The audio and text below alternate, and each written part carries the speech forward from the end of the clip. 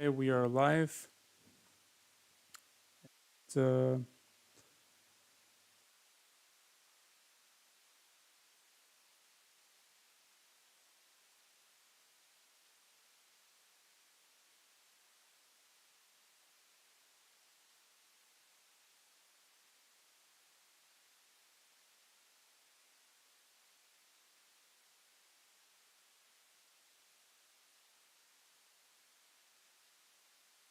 so live with the World Chess Championship. Started with a French defense, and this position was reached. On played, Bishop f6. There are eyes on this pawn from several sides. Only defended twice. Potentially, we will see this move. I suppose. I mean, what other ways do you have to really deal with that? I don't see anything else unless you want to like sack the pawn for some reason. Well, you can also take here, obviously. The position now is starting to open up. However, after the trade of e for f pawn, then this pawn is an isolated pawn. It has no neighbors. So the two adjacent files, there are no pawns from the same side. So other white pawns are not there. Therefore, this is an isolated pawn. Isolated pawns can be weak sometimes, but also they can be powerful passers on other occasions. It all depends on the play and the position. This case, already black is putting a lot of pressure on the weakness, and the options that I see, because I'm not using the computer here, I'm trying to do my analysis without it, and I see this defending or that, just trading knight for bishop, and then you are left with opposite colored bishops and knights.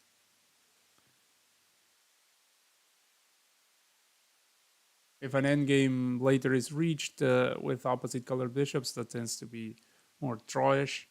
So that is something to consider, perhaps. I mean, obviously, these players are looking. I mean, it's not like they are calculating until the end of every move, but they are taking into account like some positional subtleties of the what's going on at the present time. So they might look a little bit into the possible end games arising from the positions that they have in front of them. Obviously, let us keep in mind that Gukesh here is definitely going for the win. He is not the favorite to win in the tie breaks where the games would be faster. He has less experience than Ding Liren in the faster time controls. Well, you could say that he has less experience in general because he's younger, but I mean, like he's sort of the underdog when it comes to rapid and blitz tie breaks. I think, and whereas Ding perfectly comfortable with a draw here, especially with the black pieces. I mean, probably he doesn't mind drawing here with black. He has another game with white after that, and then the tie breaks where maybe he feels confident about his chances.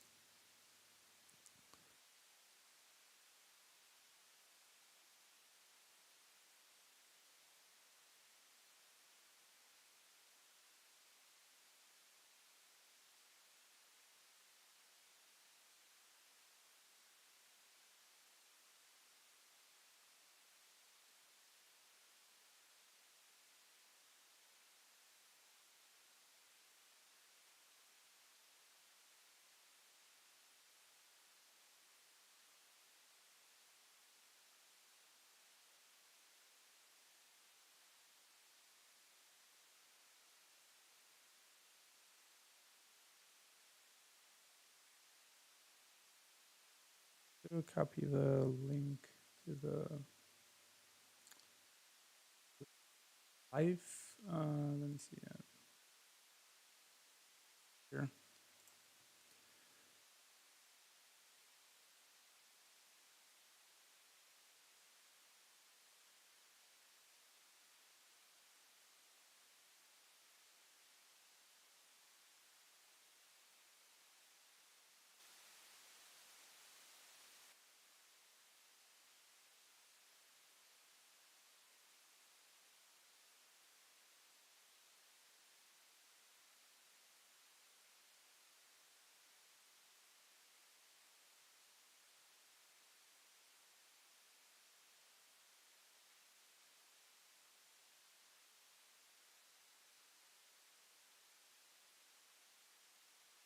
So yeah, not much to see yet.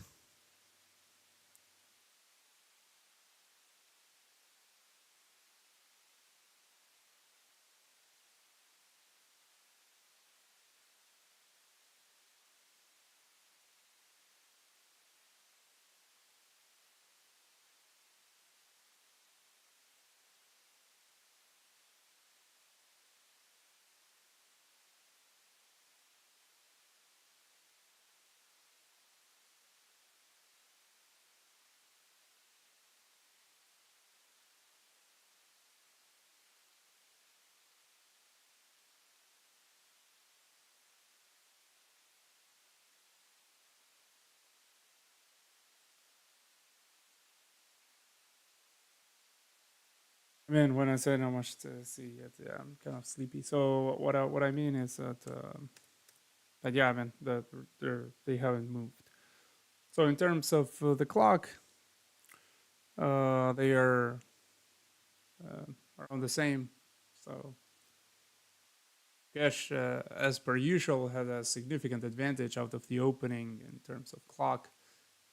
Tingley ran going into the tank a lot during the opening phase. He was down like I don't know, like half an hour at some point or something. But now Gukesh has been thinking as well, and they are around. They have around the same time available. Move 40, in case you don't know, and move 40 is where they reach the time control, and so they gain the extra time until move 40. That's when you can manage to maybe put some pressure. In this case, Dingley Ren or Gash can put some pressure on the opponent if they are up on the clock. After move 40, it's just basically uh, you get that extra bunch of time, so um, players are not going to be in time trouble for at least a little bit more potentially.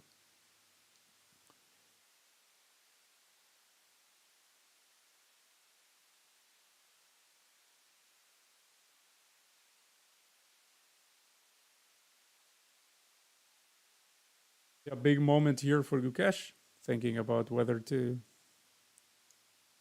trade knight for bishop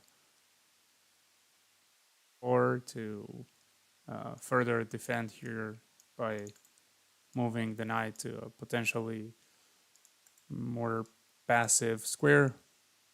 Like here, right as it is right now, it's putting pressure on this pawn. It's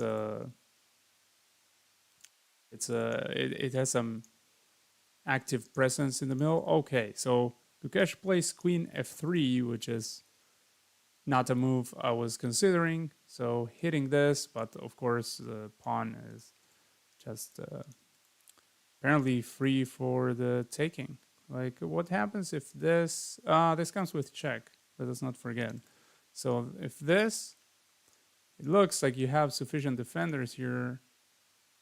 Well, actually, you do have sufficient defenders. Never you mind. Like takes over here, and then after, let's say, takes with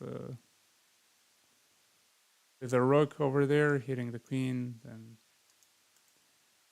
Well, if hits like this, then maybe you can go somewhere like that, and then things aren't as simple. But yeah, I mean, this comes with check, so it's a move that you can like stick in the middle at any point. But even after taking removing this piece, this has only one defender currently and two attackers. So that should be a pawn sacrifice, indeed. I was considering that maybe there was some pawn sacrifice in the position, and that was what Gesh was thinking about. I thought, well, maybe there is another option, like just sacking the pawn. Uh, but uh, but yeah, I mean, I didn't I didn't know what it would be like. Uh, Top players are very used to finding these dynamic possibilities in the position where you sacrifice a pawn for an attack or for piece activity. Activity is very important when your pieces are have nice squares, nice positions where they are ready to strike on the enemy's army.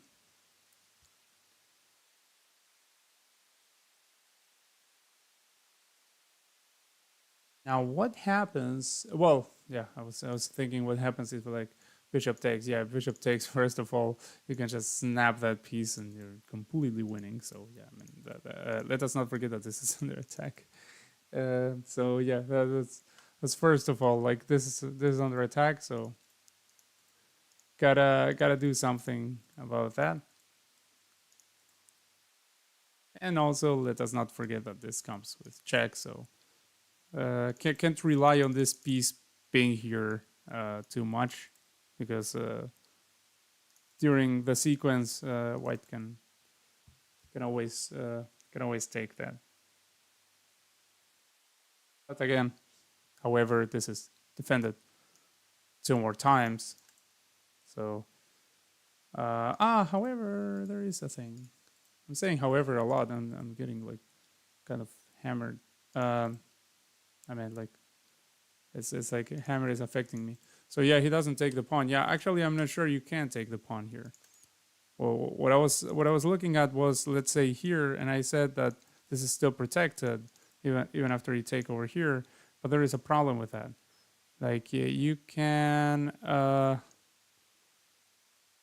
first of all pin this like that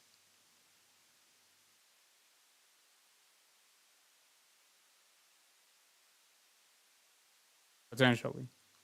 I'm not sure, but anyway, that's they just didn't take the pawn. So potentially there might have been some complications after taking that pawn. Certainly, instead he chooses to defend the knight with the queen, not enter whatever Gukesh had planned over there.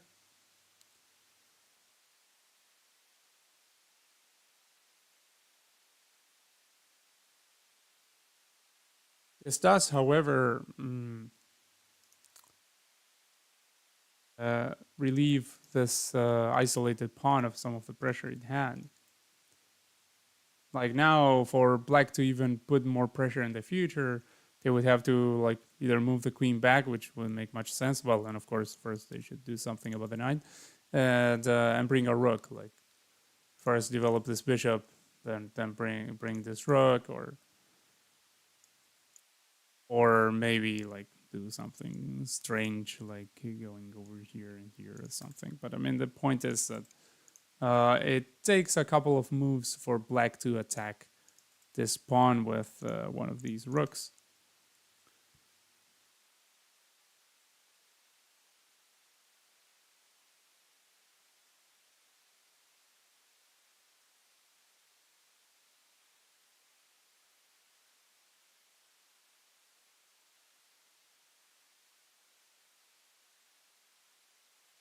Interesting position for sure, for certain. Interesting position.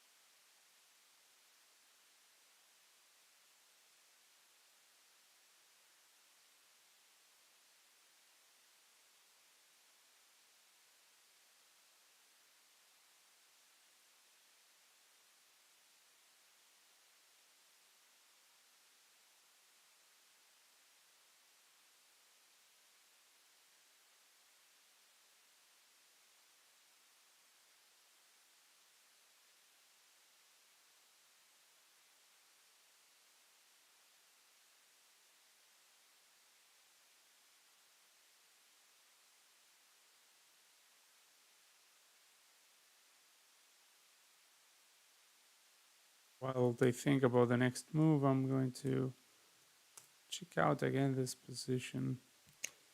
Like takes over here.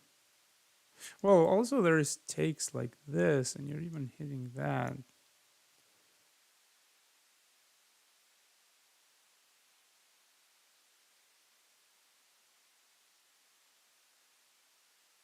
Wait, what am I thinking? Oh my god, that's the second time I did that. Like, yeah, I mean, this was under attack. I mean, can't forget about that. So can't take like this. The 100% can take like this. Just snaps, snatches at that night. Now, if takes, the only way to take that is like this. I mean, the only way to reasonably consider maybe taking that is like that.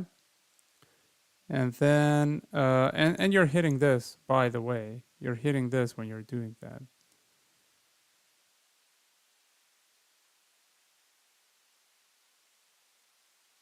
So pinning like this, which I was thinking about like the possibilities of a pin over here, right away is not a thing because you just take over here with check. And after that, you move the queen. So that is definitely not a thing that would lose immediately. Now, if takes and then takes and then you let's say take over here this or whatever, maybe this even. I'm pinning. Well, if this, then you probably just, oh no, this can't do because then you would take over here, and after it takes, you would take here. So that would also be a blunder. So definitely not taking like this. Like the only possibilities would be taking like that or like that, and like that is kind of weird. Opening up this this file towards the king. Uh, so if takes over here, then your queen is hit again, and after you move wherever, like let's say back here to prevent any knight jumps or something. No, like I mean, I can't really explain why this is not the move to play here, or why Ding wouldn't like this move, and I don't, and why Lukesh would invite it. Like I don't know what he calculated there. That was like, yeah, I mean, this is the way to go. Also, I mean, you don't need to like go for captures and things. I'm thinking all like about captures, maybe something like Queen G3, like attacking this. That could be a thing. Like, I mean, where you prepare to do something like this and I don't know, this and that or something. I don't know, but oh, oh, again, this can't happen in that case because then you would take over here, so that wouldn't happen. So then something like this, and you have a skewer over here.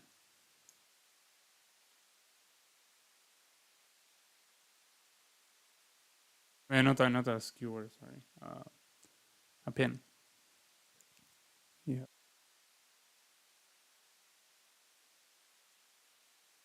Yeah, the devastating pin that ends up winning material.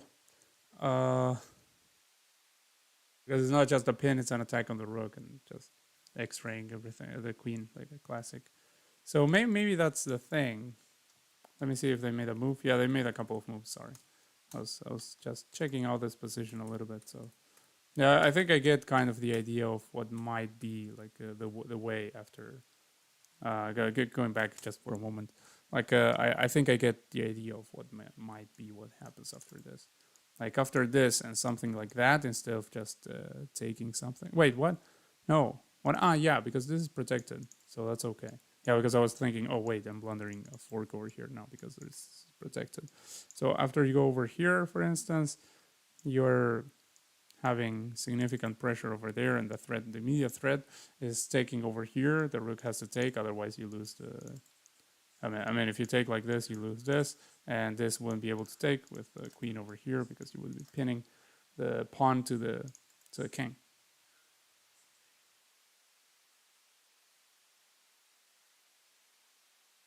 If you and so you would be threatening this, and then after rook takes, then this, and you would potentially be winning in that case.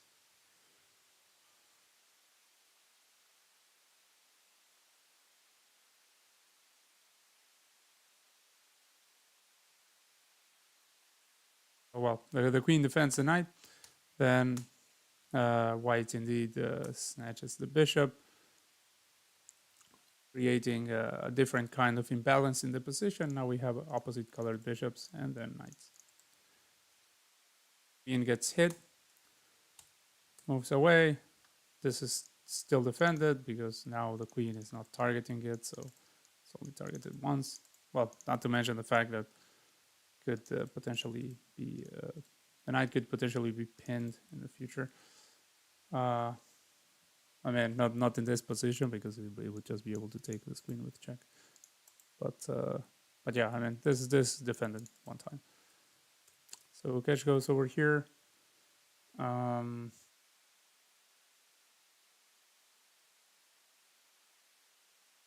who is better in this position? This is an interesting position. Isolated pawns for both sides. There's an isolated pawn. There's another isolated pawn. So isolated centralized pawns. This one a little bit more advanced. This one under no pressure of any sort. This one with slight pressure put into it. This with getting touched a little bit by the knight. It's currently defended by the rook only. If this knight ever moves, then the queen would also defend there. If this pawn were to ever try to push over here, then that would give this pawn up. So interesting, interesting like coordination of the pieces in this position.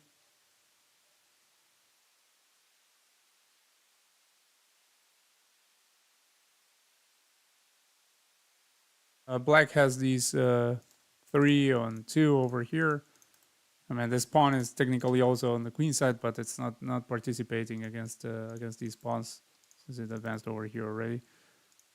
And also it's isolated, so there is that as well. But yeah, there's sort of like a 3 on 2 here. Yeah. And this other side, there's 3 on 2 potentially, but this one actually does participate in stopping an f pawn, for instance.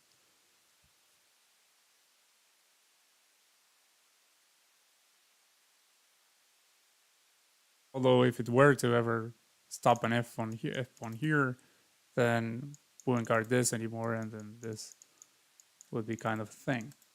Like, I mean, these isolated pawns can be strong if they become, if their passing possibilities, the promotion possibilities are a little bit exploited. So queen g6. So at the most basic level, this is getting eyed by the queen. So if this pawn were to advance and this were to land here, for instance, it would be like a tactic that beginners love. I mean, not a tactic, like a thread that beginners love, like you're going for checkmate, or if you push this pawn, just getting that rook. Apart from that, well, the queen has some control over this diagonal.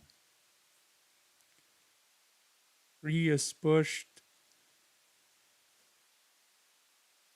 this mentioning what I was mentioning about like if the bishop lands over here, this sort of deals with it, right? Because if I mean I don't know if that was the idea, but I mean it could very well be like now this is defended.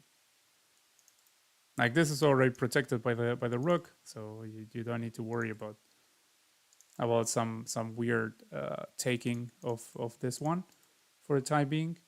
Apart from being protected by the queen too, but I mean like even if there were some weird sacks with exploiting this pin or something in the future, like you wouldn't have to worry about that much because you have the rook there.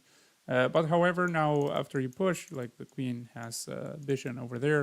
So if you were to try out like this strategy, then you wouldn't be threatening anything. I mean, the pawn would be able to take the bishop, of course, because it would be absolutely pinned. But also there would be absolutely no threat because the queen is defending that.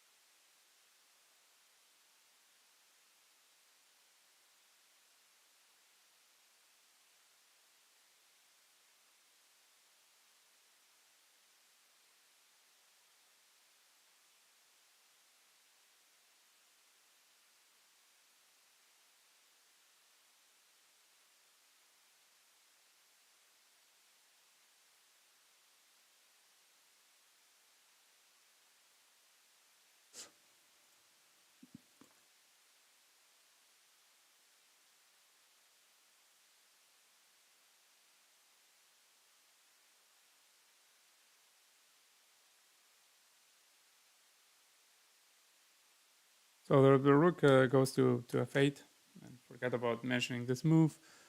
Um, what might be the idea of that? The idea of that.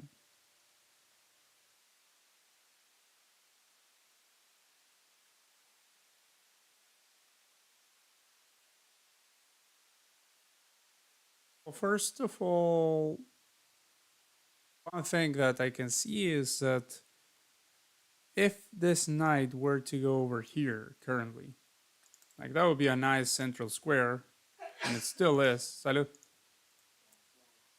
Yeah, but it no longer comes hitting the rook. So this might be a useful move in that sense that this is potentially coming in the future. I mean, like, could happen right now, I think. And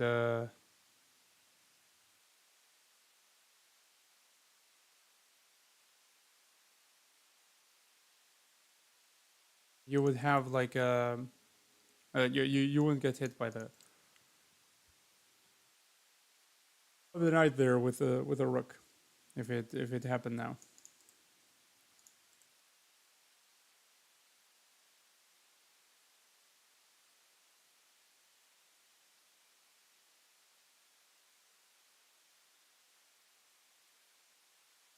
Also, there aren't any like I know that wouldn't happen anyway. No, I was thinking that maybe about the bishop hitting this at some point, like getting somehow over here, like by pushing this pawn and stuff. But I mean, this knight is over there, so it's not like this is looking very realistic.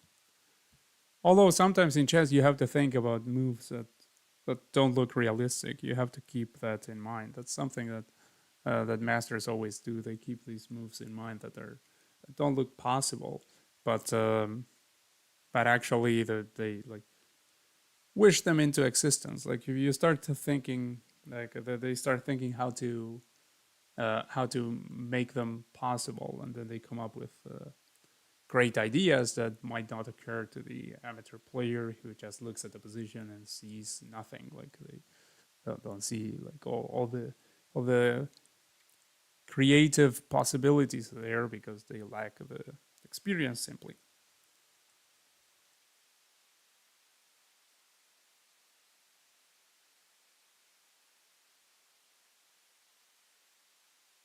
Centralizing a rook is always a good thing, and let us not forget that this pawn might be pushed eventually.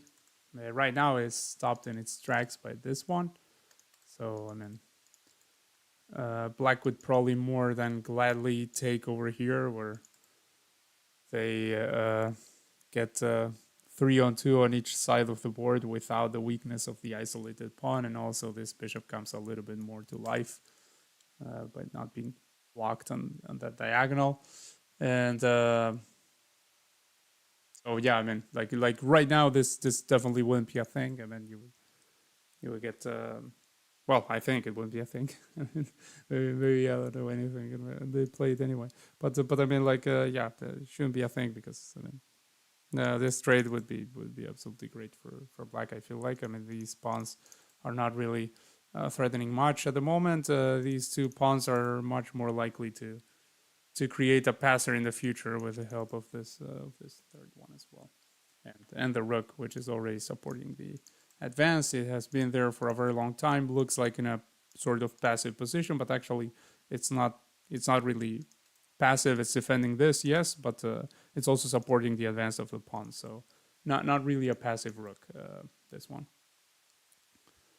And well, so this rook gets centralized, adds a defender to this, so that this bishop is not tied for the moment to the defense of this.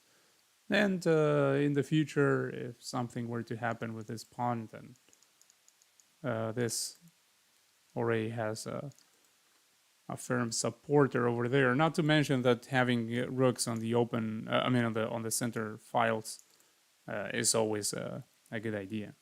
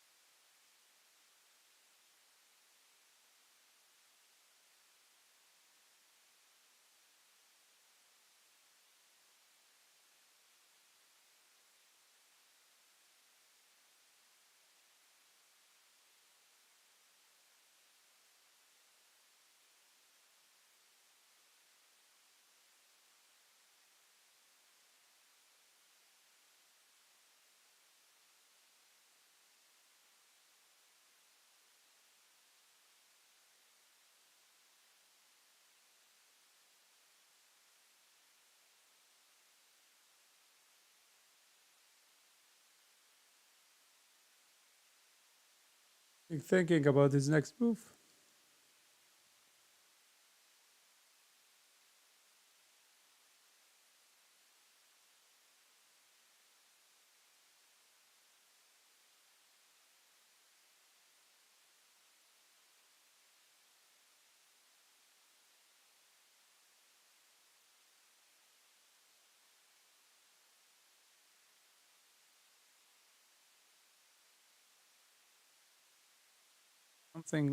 Something like this would probably be completely anti-positional because you would be blocking this pawn, which should support the creation of a passed pawn on this side of the board. So, but at the same time, I mean, maybe connecting the rooks at some point would be a great idea. I mean, as per usual. But yeah, the point is, if you go over here, then you just blunder pawn, and if you, let's say, go where like there, for instance, yes, you're connecting them, but I mean, this bishop has absolutely no life for the time being. Although that might be something to consider, maybe. I mean, if you need to connect the rooks, that is one way to do it. Also, if this knight ever moves, then you have already another defender of that pawn. Also, like, what about just going a4 and going with a plan of trying to create a passed pawn on this side of the board. Like, you know, you would go like this, something like this, and then you would have your passer, right? Um, might be having space here. Doesn't seem bad at all. Like going over here. So a5 might be a thing. Might be a thing in this position.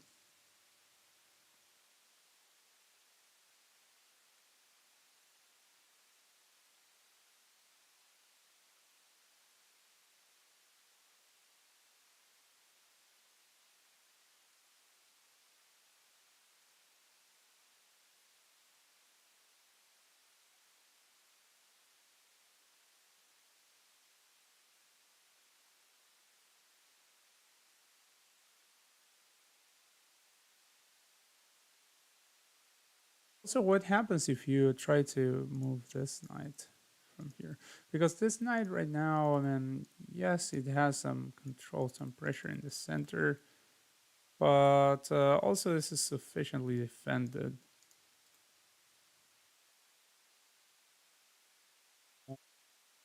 Would need to. It would take black a lot of moves to actually put more pressure on this pawn, like sufficient pressure. It would have to add two more attackers. That would imply some movement of the rooks, and because it's on a dark square, so it can't be hit by this light squared bishop, obviously. And this knight could be put to better use on the king side, perhaps. Like maybe you can go like somewhere like here, and then try to reroute. Maybe hit the bishop from here, hit the pawn. Maybe do something like that. Could be a thing in the future. Maybe land over here, hitting this twice. Add like this bishop afterwards, and then you're hitting this like 1,000 times. Or well, even if you don't add it, like I mean, you would already have ideas of this. I mean, not currently, but like it could be like a reroute of this knight. I could see that as an option. I could see that as an option that could get played. That this move is the one that seems like sort of more natural to me. Like I mean, especially if you decide to go play like this on the queen side, which is a typical thing in the French defense to get to play on the queen side. You already have this knight fulfilling some duties because I mean it's helping with the creation of the passed pawn. It's helping with the attack over there. Otherwise, if you want to go all king side suddenly, then rerouting this knight might not be a bad idea. And then in the future, you can do something about this bishop in order to put more pressure on the light squares over here, and bring the other rook potentially. I don't know. Like I mean, if you wanted to do something like that, but that would be like I don't know. Like I mean, I'm thinking of those things because the queen is standing over there. Like it looks like with some potential king side play, but the other pieces, the minor pieces, are still on the queen side, or although not that far away from coming to the attack there. But I mean, definitely there you have to look on where there's play, and there's definitely where do you have play here if you're black. Like I mean, you have play here on the queen side. You have a queen side pawn majority. You have the knight over here supporting those pawns and eyeing some crucial squares. You have the rook supporting the passed pawn. So you have like everything going on for some really nice play on the queen side, which is again what tends to be black's idea in the French defense. Black usually plays on the queen side because that's where their advantage is because of the pawn structure, and the advantage for white is on the king side. So usually white plays on the king side and black on the queen side. a very common thing, like in different openings where there's like where does each side have play? Like you always think about that. Like I mean, where do I have the advantage? Do I have an advantage in the center? Do I have an advantage on the king side, on the queen side? Or where is my play?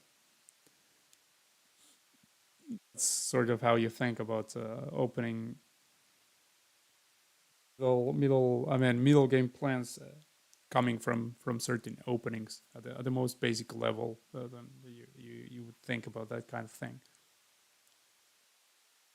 and then you would go from there, like from those very uh, general considerations. Then you would see what the particular plans are.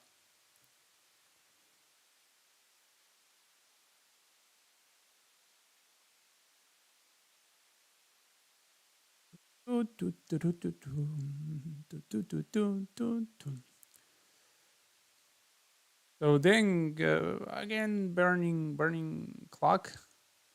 The Keep in mind that this is only move 21 of the game, so still a lot of play to go before they reach the time control. Therefore, making moves kind of fast is important. Oh, okay, but Ding made a move, and all of a sudden, like this updated with two moves. Like apparently, he spent 11 minutes making this one. So again, one of the ideas that I mentioned, right? Like I mean, when I looked at this, I looked at that, and I looked at this. Like I mean, probably with the idea that I mentioned. Like you land over here, and then you bring this knight for some play on the king side, as opposed to leaving it here to support the queen side pawns and put some pressure over here. But that is very well defended. So instead of that, like potentially going over here, hitting this bishop, hitting this, and maybe going over here in the future with a lot of pressure on the king side. I mean, even from here, it will already be participating on this uh, sort of king side attack that's building. I mean, there's nothing there yet. There's only a queen and potentially a rook. But I mean, with some movement of the pieces, I mean, a bishop can land there, can help kind of immediately. Like as soon as this pawn moves for some reason, I mean, like this would be kind of dreadful probably. But I mean, like if this move somewhat somehow disappears from there, then like gets straighter or something, then the bishop would have vision over this, and would be able to land and help on the attack right away, or maybe at some point it could fianchetto again. Not right now because that blunders the pawn. Um, I say not right now because it blunders a pawn, but it is something to consider somewhat. Oh, it is not something to consider. What am I saying? I was saying, I was thinking it is something to consider because you're still like pinning this. Yeah, but I mean that's just well defended even without this one participating. Um, yeah, I mean maybe in the future if this I don't know gets defended like this or after this push at some point, then maybe bishop d7 will be a possibility. Also, I think pressure over there. Now, apart from this move, this was also played hitting the rook. Wait a second. Like I mean that's a sack of a piece. This is where things get interesting. Like if you just simply take over here, what happens?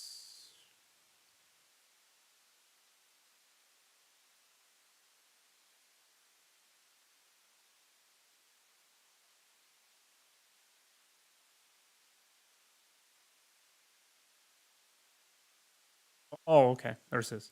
Never mind. Fork over here. Like if you were to go over here, fork, and the game is pretty much over. I mean, you would win an exchange, and I mean, this position. I mean, getting using your bishop so that your opponent has this bishop is left with this bishop, which is not particularly active, and and you get one of the rooks, I mean that would be kind of the end of it. So yeah, moves the rook. And that's the idea, by the way. I mean, the idea is not, oh, maybe they don't see that. I mean, you can play that against like an amateur player like me. I mean, you could play that and think, oh, maybe he doesn't see anything and he goes here. Because I actually had to stop for a second to find that there's this fork. But I mean, at this level, well, I mean, and also, I mean, if you play this against me in a classical game, I would find it like I found it right now. But the thing is that. But I mean, maybe online, in an online blitz, I would like maybe I make like a very random move and then very very fast, and then end up. I mean, I snatch this thinking that my opponent blundered or something. I don't know. Like I mean, well, I don't think I would honestly. I don't think I would. Like I mean, even if blitz, I think. I mean, after I see like something that looks a lot like an offer of a piece, I would like give my opponent a little bit more respect than just thinking they blundered the piece straight up. If I were playing against like a 600, I might actually fall for that because I mean I would be like, yeah, they're blending a piece, but I don't know. Yeah, no, I don't think I'll fall for that. Yeah. Anyway, yeah, what I was saying, the point is that after this, like the idea is not like a beginner might think like this. The idea is, oh yeah, I mean you grab this and then I go for that and I win the game. I mean that is present there, but it's not why it gets played here. It gets played here so that the bishop puts pressure on this rook. It is less passive than before, but before it wasn't like achieving much. Now it's a little bit more active. It might come to the defense here on the king side potentially, and it does so with by hitting the rook. So this rook now has to move, and okay, and goes over there. Forget about the king side. Goes over there.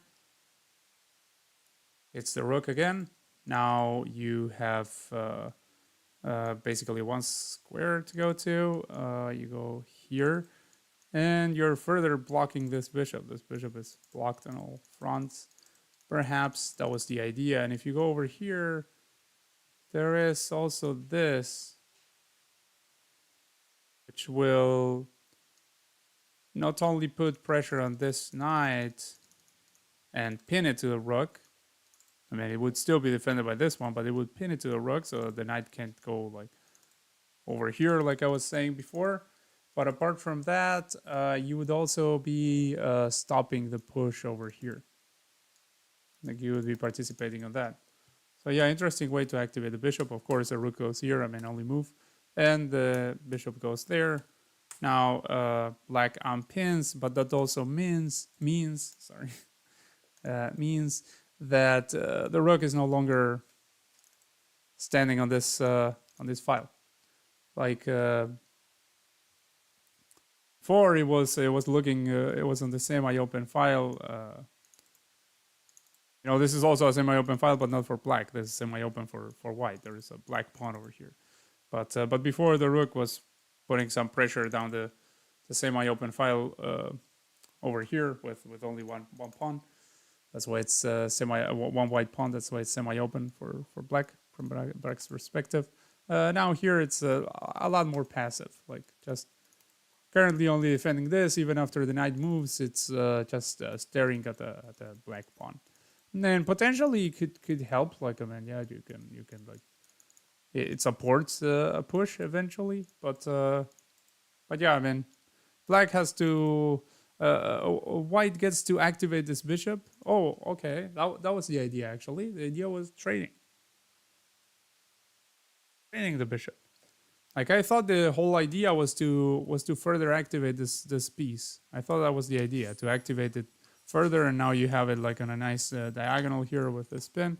But actually, he goes like, okay, you're going to bring the knight. Well, okay, of course, now that this is played, this is again a thing, and it would be hitting the bishop. It would be hitting the bishop and hitting this. I mean, even though this is currently protected again, but I mean, after you go here, you would be hitting that, and so you would get a tempo on this bishop, and after the bishop moves, like if the bishop decides to remain on the queen side, then white gets less and less defenders on the king side, and so like the black attack might actually be a thing in that case. So perhaps because of that, chooses to trade the bishop, or maybe that was the whole idea from the get go.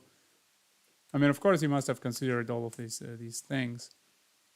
Also, he made the moves really fast, so definitely had calculated. I mean, well, of course, top players are always calculating everything, all of the forcing variations. But yeah, it's that's what happens. He ends up trading the bishop, and now he's going to he centralizes the queen. Yeah, centralizes the queen, and not only that. I mean, it's not just centralizing the queen; it's hitting this. Like this is currently hit twice.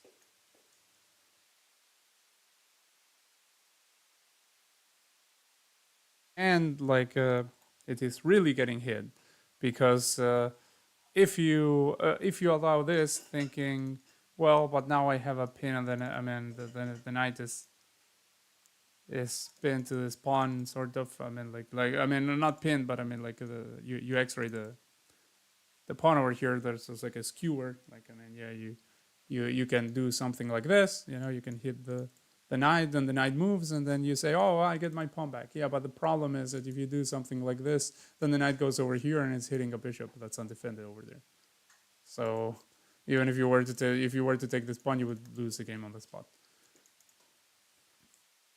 All those things have to be kept into consideration when you look at a position like this. Like you look at that, and you can't just say, well, this pawn is over here. I mean, it's good that you are noticing that this pawn is over here, and so that if the knight takes, then this might be a thing. But you also have to calculate until the end and notice that that after something like that, you're in real trouble and completely dead lost. Well, I think completely dead lost. Again, I might make serious mistakes in my analysis. I hope not, but I mean, of course, I'm not like a 2700 or something like these guys, you know. So it's I'm doing my best, and I refuse to use the engine. I mean, otherwise I could just pull the engine up and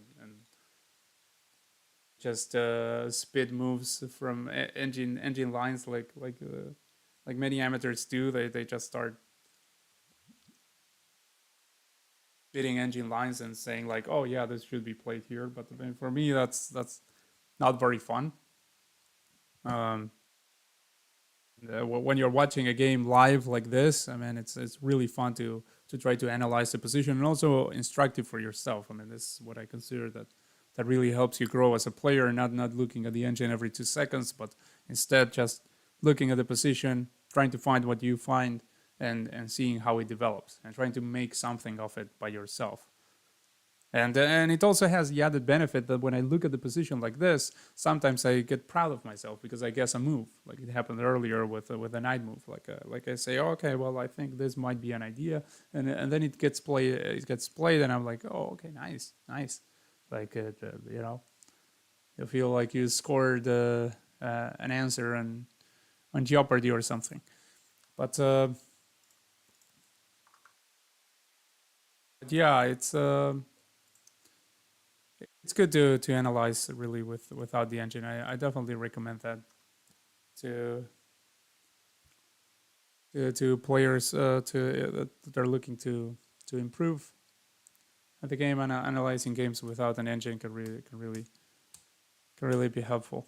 So a6 gets played, supporting this this pawn, which was again under attack. Oh, there is a thing here for black that doesn't look good, which is this bishop is completely locked in currently. This bishop is just, it hasn't moved the whole game. This piece has been there the whole length of the game. On move 26, it hasn't moved once. Like, you know, that thing they say usually, like, well, it's very general advice, but they say, like, develop your knights, develop your bishops. Well, this bishop hasn't developed. Also, that's the problem bishop. In the French, that is the problem bishop. Like, because you play this move e6 precisely, you know, you see it's blocking here. So because you play this move e6 early on move one, then you get this bishop with some problems of development. And here, yeah, the bishop is definitely a problem. Like, I mean, compare this bishop with this knight. Like, this knight is in an active square. It's already making black react in certain ways, making his position worse. That's one thing. Also, at the high level, like, it's all about forcing your opponent to play uh, moves that make their position worse, because they are not going to just outright make blunders. Like, sometimes it happens, like it happens like in time pressure, like it happened in this in the two decisive games, the last two decisive games. It happened that there were blunders, like tactical blunders, but they were the consequence of a lot of positional play and build up before that, and also the time pressure. Like right now, Ding is going down on the clock. Like soon he's going to be in some trouble. If you don't consider that he's already in trouble, I mean, here I would say that White's position is much preferable. Uh, Pretty sure the White's position is better here. I mean, the the the pawns, when you have a light squared bishop, you don't want your pawns to be on light squares. And look, all but one of black's pawns are on light squares. All of these pawns. Well, sorry, no, that's the one that's not. All of these pawns are on light squares, all of them, and your only minor piece is this bishop, the light squared bishop. So you want to fix the holes in your structure with some with pawns on the color complex that you're not handling with the bishop. So ideally, in an ideal world, you would want your pawns to be on dark squares, so that then you have control on the, on the light squares. Your bishop can like laser beam everywhere, like a ninja. I don't know why I said like a ninja, but like I don't know, like a like Cyclops from the X-Men. Like he can, like look everywhere and strike. And so yeah, that's what you want basically. You want the the bishop to be active and to combine itself well with the rest of the pieces in your position. Of course, with the pawns. Like, I mean, the pawns and the bishops work have to work together, and I mean, everything has to work together. Everything has to be in harmony. But yeah, I mean, the thing is, you would like to cover that other color complex. Like as it is right now, this knight will enjoy some dark squares. Like already something like this and this might be a possibility, and you're putting more pressure on the position and getting a knight on the sixth rank, which is a very powerful beast usually. Like getting a knight like over here. Although right now it would be only supported by the queen, but I mean, who's getting this queen out of here? I mean, it would take black a couple of moves anyway. But yeah, I mean, the thing is, if you had like a knight over here, I mean, would be preferable if you had like a pawn over here that defends it, and it can just land there and not have to be protected by a queen. But the point is that maybe it can jump at least temporarily over there, and yeah, I mean, there's also this square. This square is much more like an outpost. Like, I mean, this square is protected by a pawn, so a knight can land there, and then you can't take it with one of the rooks. Of course, this bishop would never ever touch a knight on a dark square. So if you were to land with your knight over here, you would be hitting this, you would be hitting that, you would be threatening things in the opponent's position. So you would have some powerful grip on your opponent's position. That's what happens when all these holes are created. Like this is a hole, this is a hole, this is another hole. Like things that can't be protected by pawns. Well, of course, this would never be protected by pawns, so never mind that I said that. But I mean, these are holes in black's position. This is another hole. So um, there is all of that. Like white's position is much preferable here. Much preferable. Salut. And yeah, let's see if Dingley Ren can hold it. Like I mean, if Dingley Ren, if Gukesh manages to win this game, I believe we can consider him the world champion already, pretty much. Like yes, I know that before it happens that he won one game and then Ding won the next. Yes, that happened, but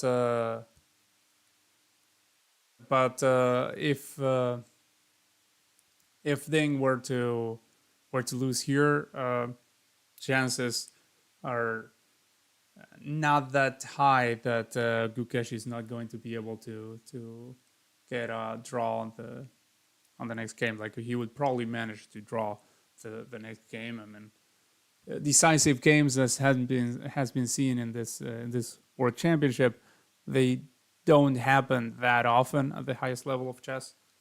If players attempt to play solid at least, and if Gukesh wins here, he 100% is going to try to play extremely solid next game and just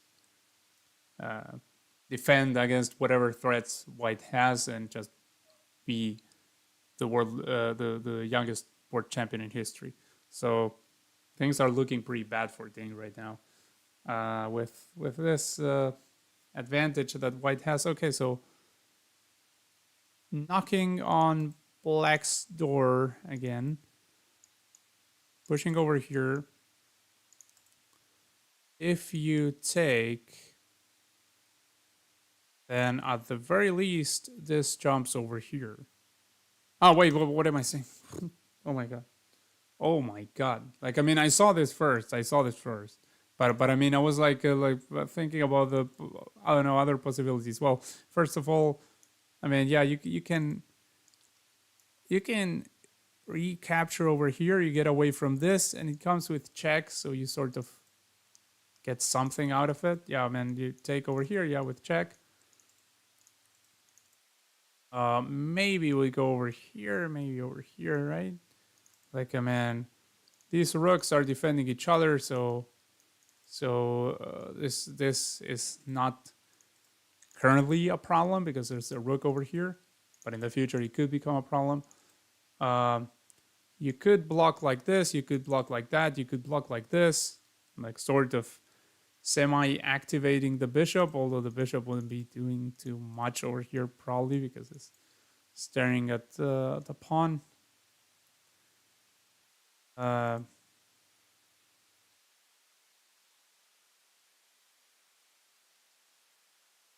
Well, if you were to go like this, for instance, then this might happen.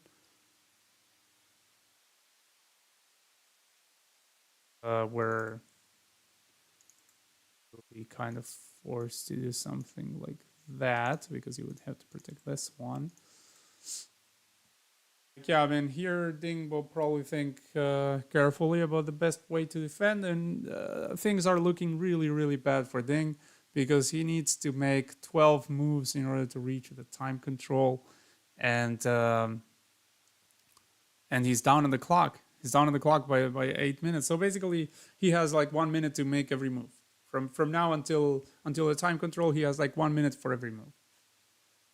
I mean, of course, in some moves he's not going to think much, and on some other moves he's going to think a lot more than 1 minute. So, I mean, it's not like every move is going to require the same kind of thought, but he's going to have to be very picky about which moves he spends the time to think on and which moves he chooses not to. Like that's something that the players always have to do. They have to pick the key moments, and of course, world champions are extremely good at that. But I mean, the clock pressure is there. Let's not forget that the decisive games happened under the decisive circumstances happened under time pressure. Like there were some really serious blunders that these players wouldn't make normally under normal conditions, but under time pressure, and there's the nerves. There's a lot of pressure here because it's a world championship. It's very important. They don't want to look bad. So okay, this move gets played, blocking the check, defending the bishop over here. By the way, I mean, like, it's not like it would be a thing right now. Okay, Gukesh plays really fast, and the ball is back on Tingly Ren.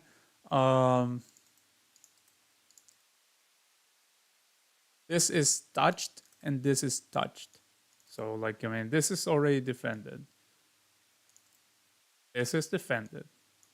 But, when things are defended by a queen, you gotta be extremely careful. Extremely careful. And always have to keep in mind what's getting touched like this. Like, what's getting a little bit touched, there's some pressure over there. You have to be careful. You can't be like just oh yeah, this is defended. This is not under attack, because if you think that way very much in the short term, um, things can backfire really bad.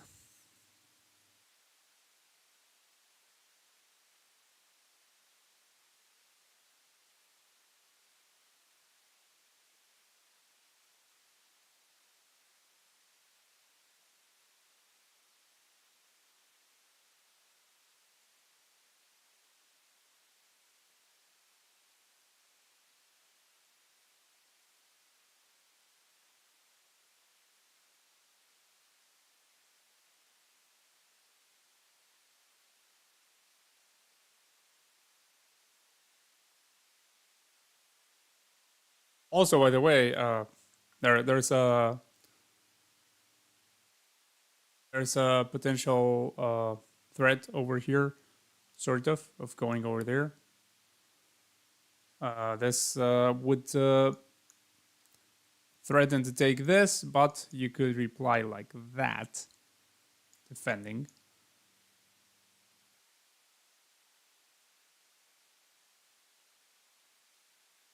But I mean, it would put some pressure on the some further pressure on the black position.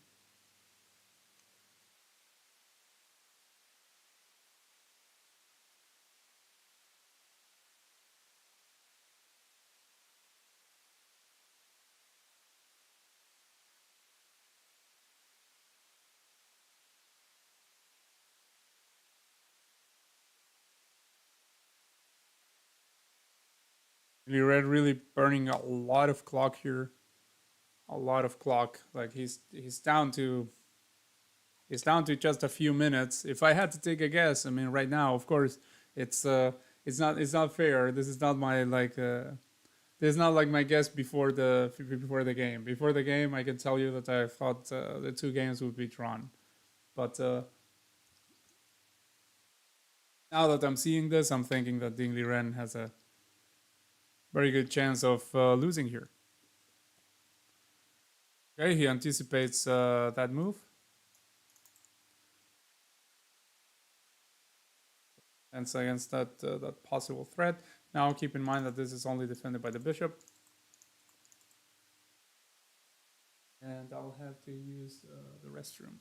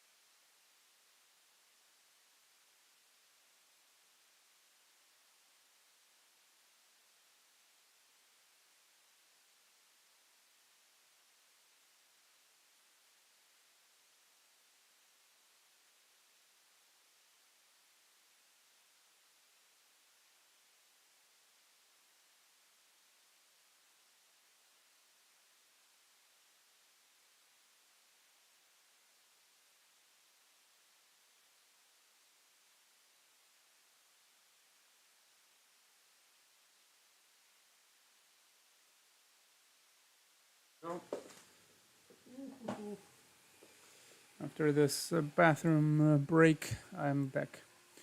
What happened?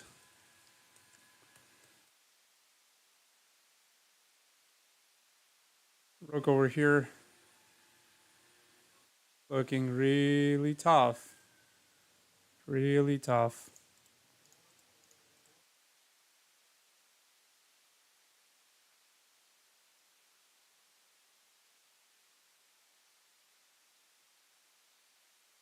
The queen has to stay guarding the rook. Rook or queen have to stay guarding the bishop.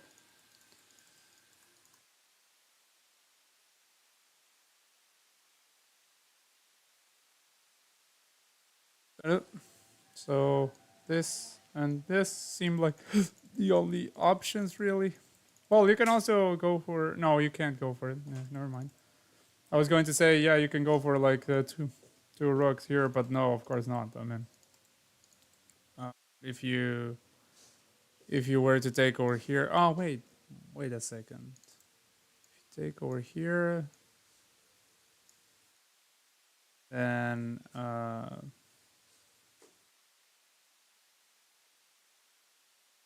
yeah, if you take over here, takes takes with check here and back. Is that possible? Like, I suppose it's not, but I mean, but I'm thinking, is it possible?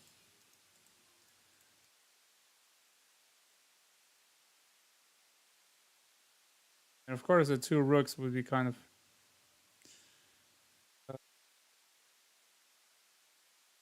not very well connected. Oh wait, never mind. He already played Queen f7. Yeah, sorry, I was behind. 94. Yeah, this was played a while ago. So this is threatened. This is black completely dead lost already. Like I mean, what can you play here? Like, do you have to? What can you play? Like I mean, this is threatened, and it literally forks every single piece that black has, every single one of them. So he plays here, which means that if you go over here, you're hitting this and that and even that. So that should win, right? Like I think.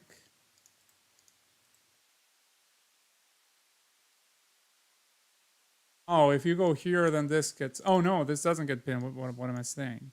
Like I mean, normally you might have the resource after this of going over here and pinning the knight, and therefore saving yourself from the fork.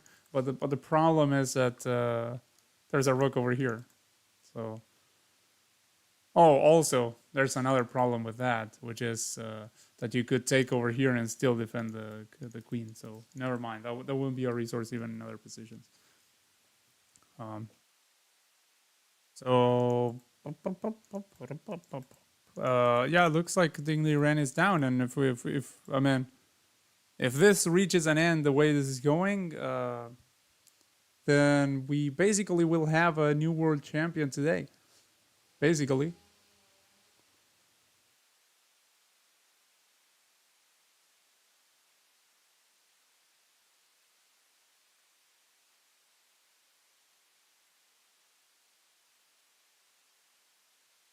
yep, we might have a new world champion. I mean, this Gukesh is obviously calculating all the nuances. It's not like when you see like he's burning some clock time, you might think, oh well, it's not so clear that this is winning. Well, I mean, I think it's pretty clear. Just obviously, when you're ahead on the clock like he is and about to win a world championship, and you have the better of it, you want to make sure that you're not missing absolutely anything.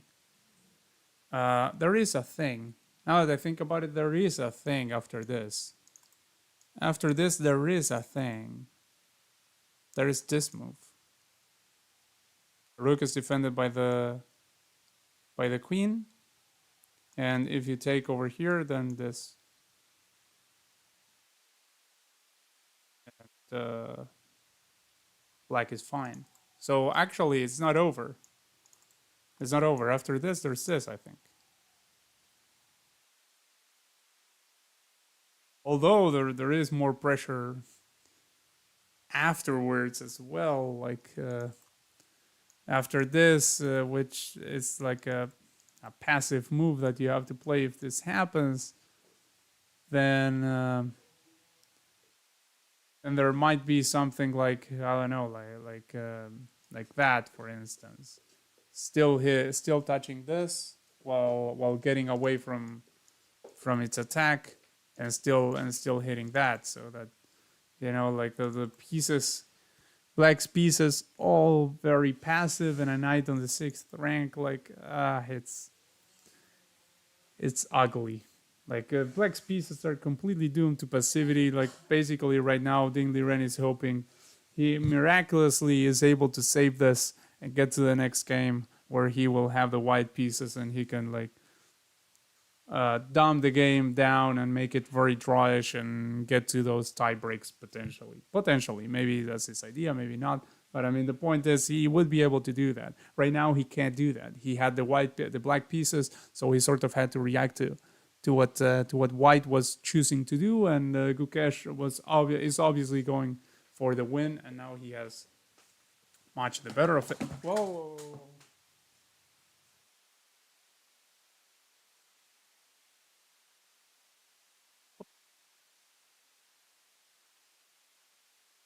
Yep. Gukesh with basically double the time that Ding has. A little less than that.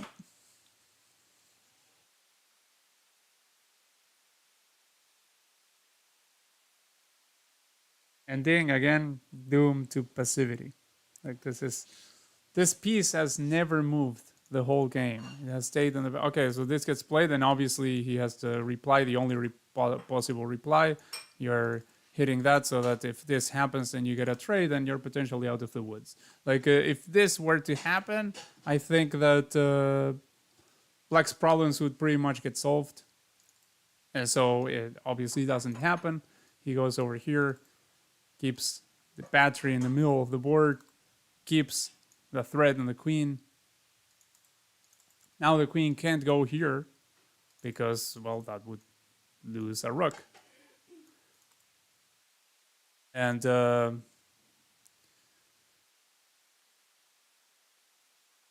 okay, so the queen goes over there.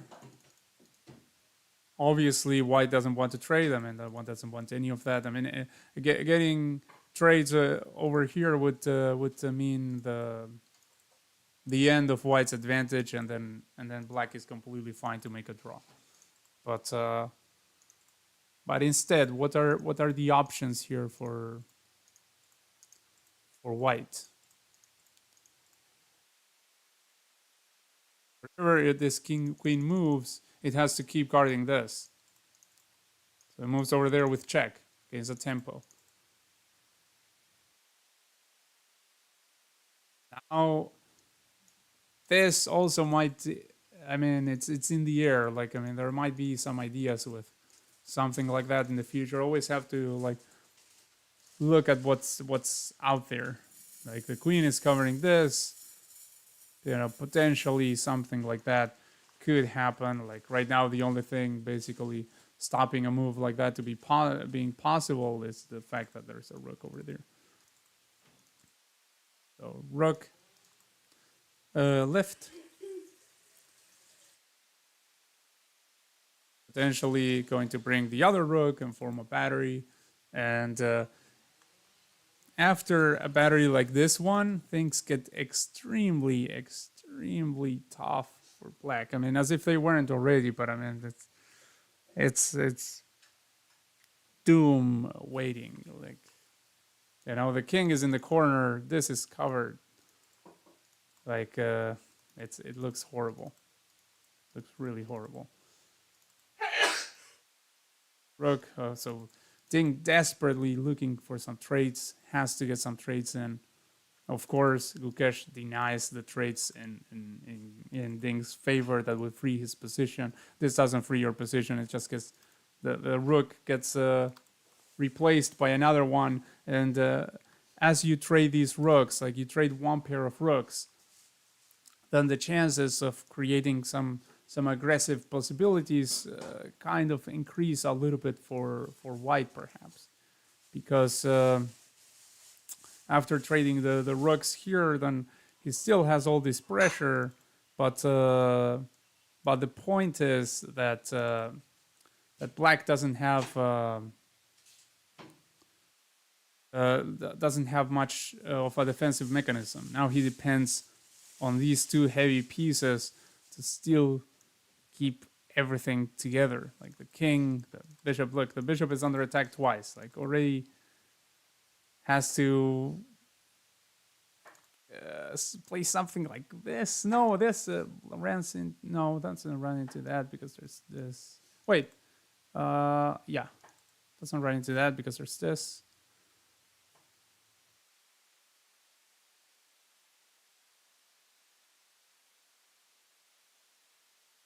Yeah, I think he has to play some. Okay, yeah, that's it's just dubious and more dubious.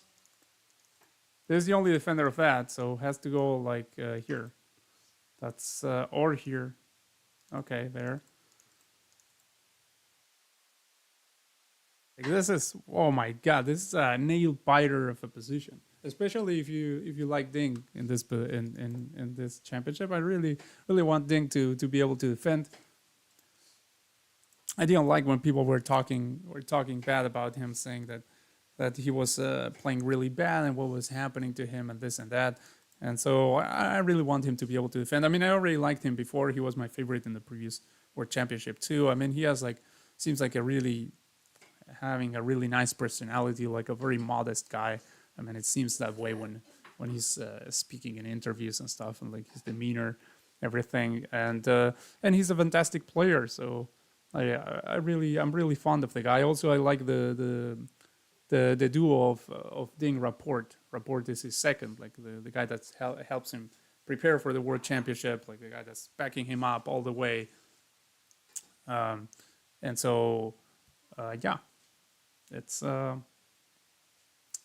really want Ding to be able to win the World Championship, and and for someone who likes Ding, let me tell you, this this is not what you want to see on the board. Like this is not what you want to see on the board. Like Gukesh has been doing fantastic this game, fantastic job by him. Like amazing. Like, he has been able to push all the right buttons. Like it's it's almost over. All he needs a little bit more pressure, and you know there. However, as Hammer would say, uh, the chess master, chess grandmaster, and also commentator. Um, there is one thing to consider, which is I always say that too, right? I say there is one thing to consider. Anyway, the time now is a little bit closer. I mean, even though you know if you measure it like by percentage, I mean, yeah, it's not really close, but I mean, in terms of like minutes, it is close. So no, not close, close. So yeah, that sounded a little bit like close. So okay, well, I was thinking of this move, but I was thinking, well, I mean, yes, you put pressure on that, but I mean, like not that much. I mean, of course, I was thinking of the fact that it hits this, but I mean, like, well, what does it do apart from that? Like, yeah, it's hitting this, like potentially there, but like, what else? Of course, yeah. I mean, just the fact that it hits this is a little bit annoying because that means that you have to do something about this bishop that doesn't have that many squares, and like you could try to defend it like this, but it's looking dreadful. Like it's looking like this rook, you know, doomed to passivity, and without a queen to support it, this rook might just succumb to the pressure and eventually fall to this knight or even the queen. So really tough.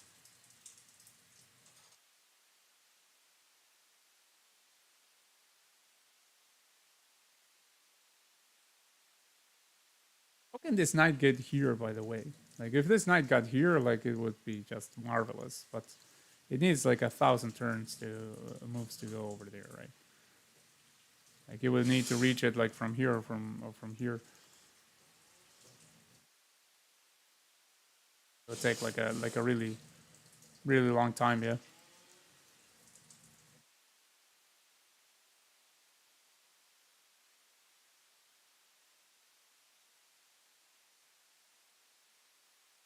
Okay, they reach the time control, both players. Now the question is the $1 million question: is Ding already lost, or does he have a chance here? Like, if he got out of the woods now, then he has a. Even though Gukesh is still ahead on the clock by a little bit, after they reach the time control, he's still. It's Ding is sort of back in the game, provided that he can keep his composure, because obviously, this also has a draining effect. I mean, on the energy of the players. They are human beings after all, and so this has one has to consider the psychological aspect, like all these nerves and like sweating and nervousness and anxiety, and after he gets out of that really really tough position, even if he is out of the woods, and that's if he is out of the woods, I honestly don't know, I'm not going to check the computer, then if he's out of the woods, um, he still has to be, he's sort of drained mentally. I mean, yeah, Gukesh was also thinking about the win, but I mean, it's kind of a different training energy, that of saying, I'm close to winning, I have to get that win, versus I'm close to losing, if I lose this, it's over, I need to do something. Like, I mean, if you're winning and you mess it up, you get a draw, well, better luck tomorrow. But if you lose, if you are on the losing side and you mess it up and you end up actually losing, at this point where Ding Liren is, it's where it would be over. Like, at this point where these players are tied with only this and one more classical game to go, if one of them loses, it's over. It's just pretty much over. The chances are slim that they are going to be able to make a comeback from there. So, like, the mental energy for Ding must have been drained severely, and let's see if he can handle it, if he can handle the pressure, and let's see if he's actually not lost already. Like, this king is obviously a lot more unsafe than this one. It's a lot less safe. Why? Because of the prospects. It's always about the prospects of the pieces getting to the opponent's king. It's not just about like the position or how he looks or something. Although in this case, it also that looks more suspicious here with weakened squares around him. That's also something very relevant for sure. Like, this king over here, yes, this pawn push was made, but you say, well, there's this open diagonal. Yeah, who's going to exploit that? Like, there's no dark squared bishop for black. There's only a light squared bishop.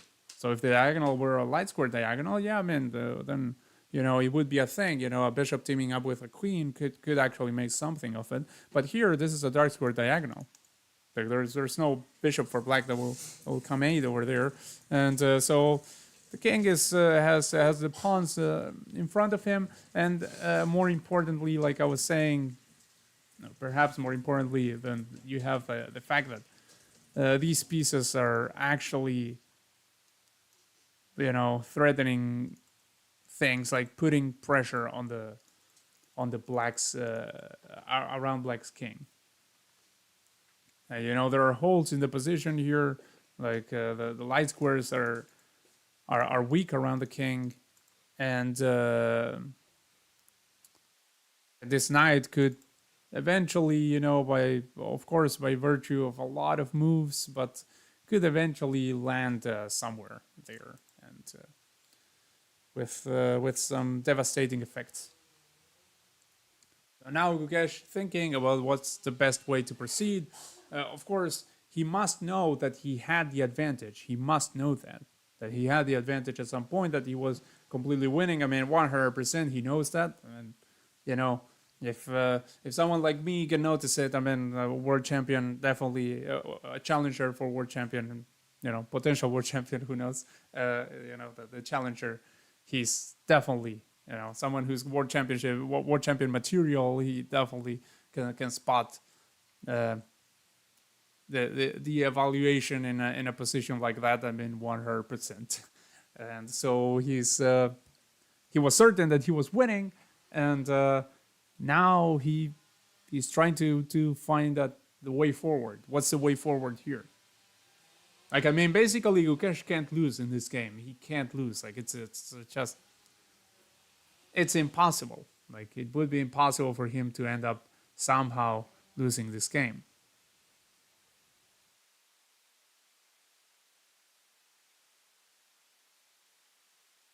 And by the way, it is very important that this knight over here is defended by the rook.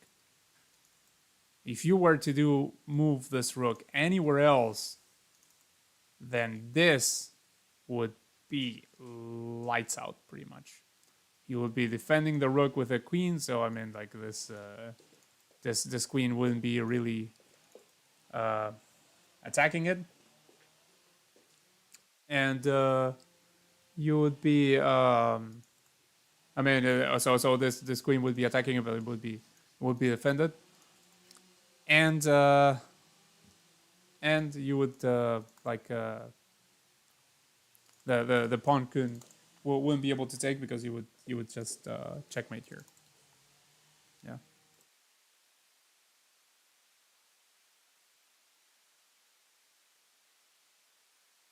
So this move isn't just getting away from this. You always Another thing you have to look at, and that I have often overlooked, is that when a piece of yours gets when you like hit a piece of the opponent, then after that piece moves, they might not just move the piece. It might not be just just moving the piece, but actually the position might change in such a way that there are threats by the opponent by the moving of that piece, be it accidentally or on purpose. But yeah, right now, if you move this rook from this file, then this is not really defended. Like, sometimes things look like they are defended, like it looks like there's a pawn defending it, and you think, well, there's a pawn, yeah, right? But yeah, I mean, there's checkmate waiting on the other side, so you really can't afford to take like that.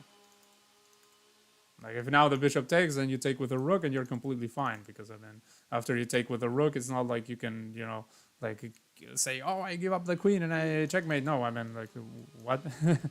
So it's I mean, if the king were over here, then that would be a thing. I mean, in fact, if the king were over here right now, then this would just be winning, I believe, because I mean, you again wouldn't be able to take like that, and if you took with a rook, then black would be able to sack the queen. And oh wait, no, because they wouldn't be able to sack the queen, because this would come first. Oh no, wait, yeah, this would come first, and then this, and oh no, wait, because the queen would be here. Yeah, so you couldn't go to the light square diagonal. So yeah, I mean, even after like this, yeah, I mean, you wouldn't be mating anyway. Wait, yeah, because you would be going here. Yeah, I mean, but potentially you would probably mating the opponent. Anyway, it was a little bit more complicated. That hypothetical scenario was still a little bit more complicated than what I thought at the beginning. Like, I thought, yeah, if the king is over here, you're able to sack over here and mate, and maybe you're able to, but I mean, you can't forget that this would lose a defender. So always like continuity, like there's a certain relationship between the pieces, a harmonious relationship, that when it gets broken is when bad things happen.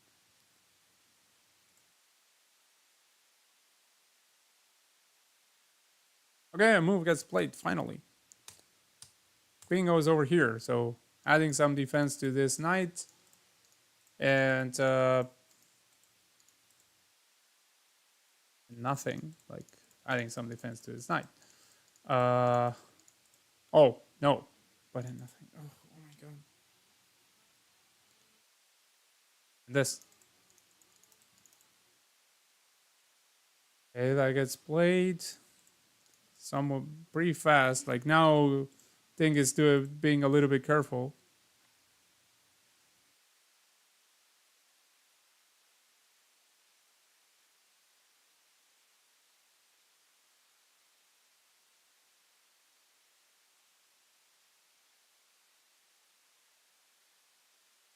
So again, thing doesn't look out of the woods. Like there's a lot of passivity in his position. However, let's keep in mind that this knight can't really move because it's pinned to the queen now. And also, by the way,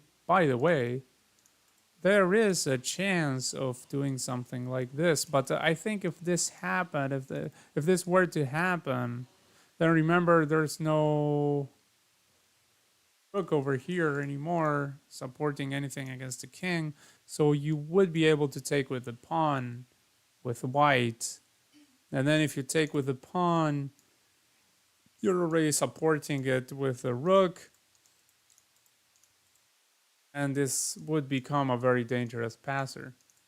Like then you would only have the rook, the queen, and the king to try and stop the passer, and you might be completely dead lost.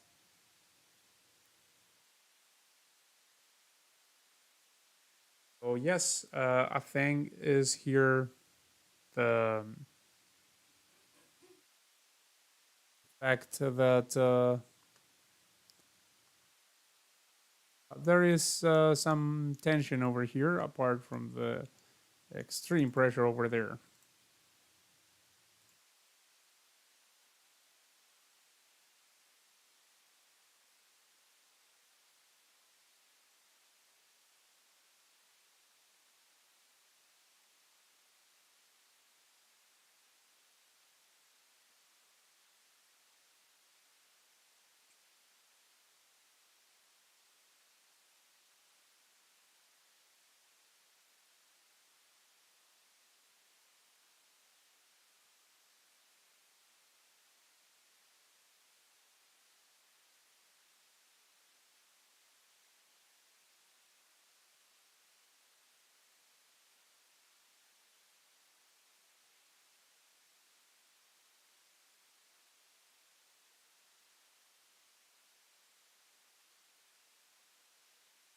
Gukesh is down on the clock. He's down by 10 minutes, almost.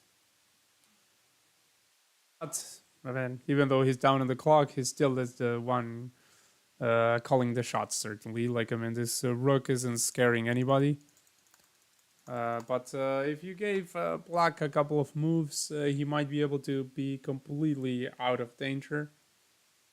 So that's the thing about when you have the initiative, what's called the initiative, when you're calling the shots, when you're making your opponent react to your threats and not the other way around, or when they can't just do whatever they want, they have to do what you dictate them to do, basically.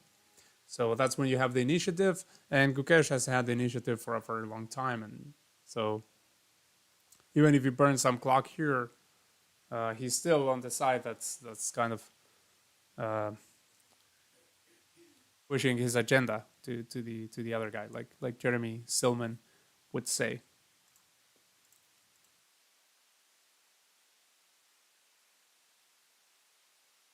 Jeremy Silman, by the way, in case you don't know, international master, he wrote a great number of some really great books, very instructive for beginner and intermediate level. Absolutely check it out if you haven't already.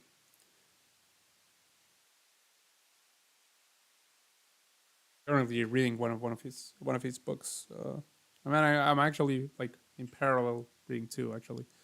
I sort of read like a lot of books in parallel. But yeah, I'm reading The Amateur's Mind, and I'm reading How to Reassess Your Chess. And yeah, man, fantastic books, both of them.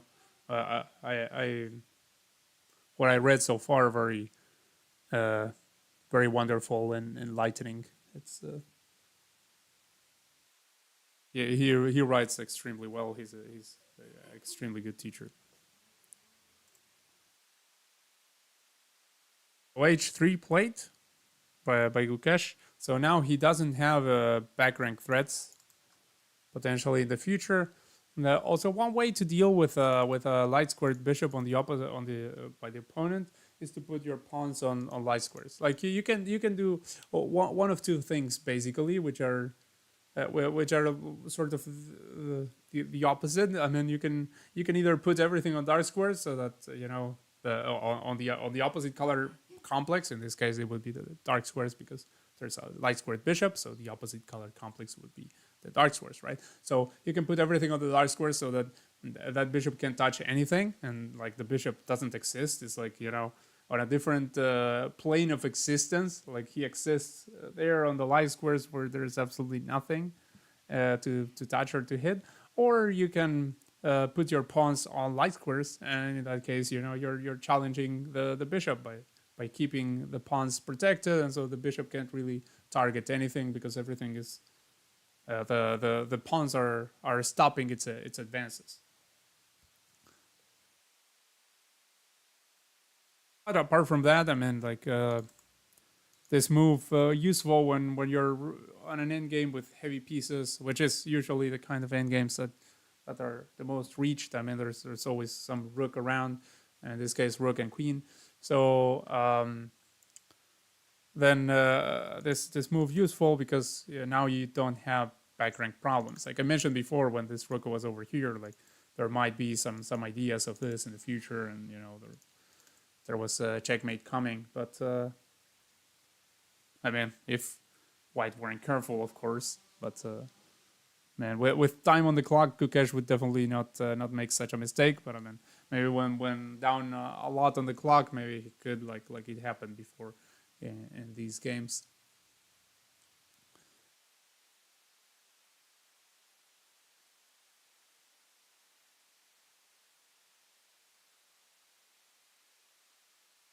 Okay, check.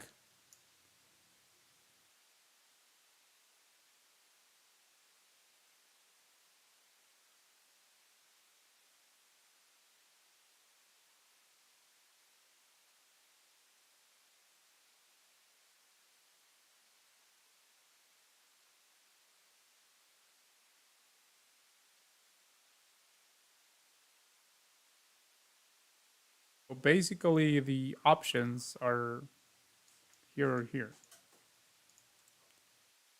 Basically, nothing else.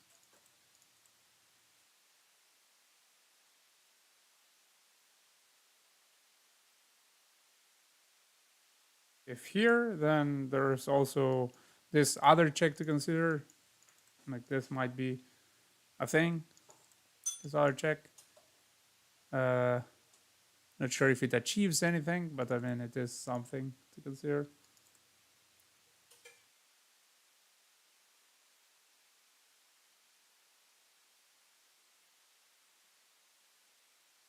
I wonder what the idea behind this is. Maybe Ding wants to create some counterplay, but what exactly do you achieve? Like, yes, the queen is touching this, and of course, if at some point these pawns disappeared from the board, then white would be the one in trouble, right? Because this would be an avalanche of pawns. Also, another thing is that potentially, well, right now right now black can't do anything. Like this rook has to guard this, otherwise it's checkmate. So can't go like over here or over here to try to support the pawn advances. Okay, so the trade, yeah, I thought. I mean, this obviously was something lying in the air. At some point, it might happen. Now, what's the okay? The idea is takes with a rook, doesn't take with a pawn. If takes with a pawn, what happens? Like Takes with a pawn, maybe like something like this, check, and maybe you get like some sort of perpetual. Maybe that was the idea. The idea was that there was no passed pawn over here, which would be dangerous, like I mentioned before. But instead, with the queen over there, then well, when the queen is on this side, you can take, because if they take with a pawn, then there might be a perpetual here, or even worse. But I mean, I think a perpetual like here, and then you would have to move like there or here or something with the king. Well, but if you move there, then what?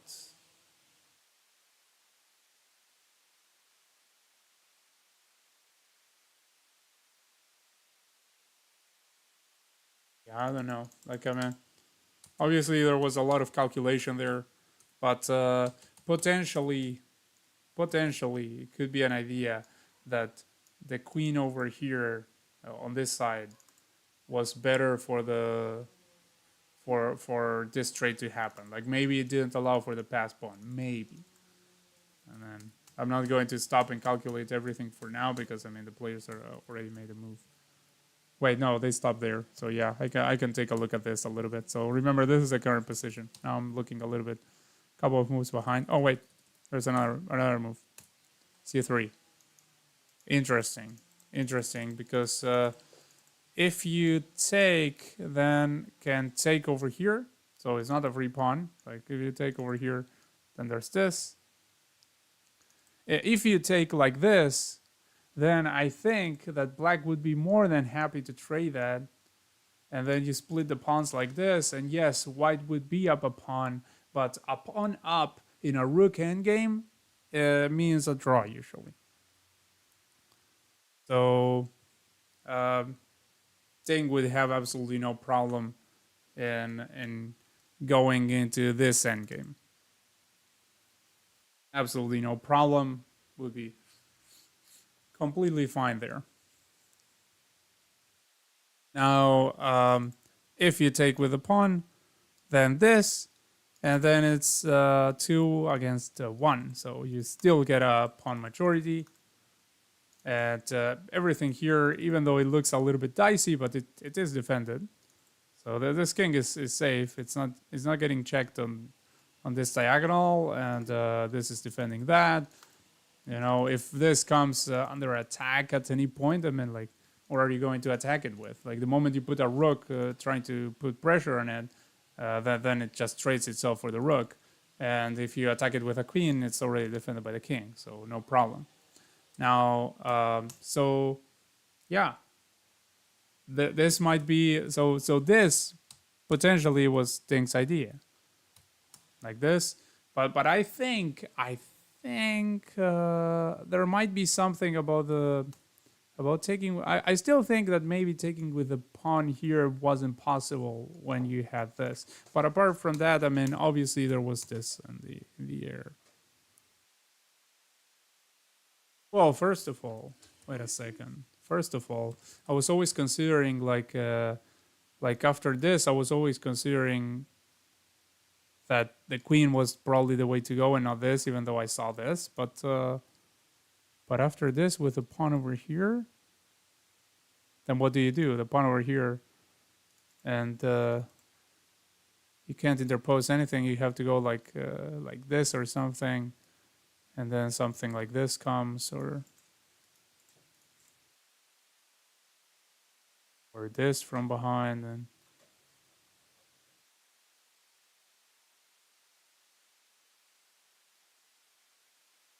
yeah, there could be some. I think probably the way to take here was with the rook only potentially.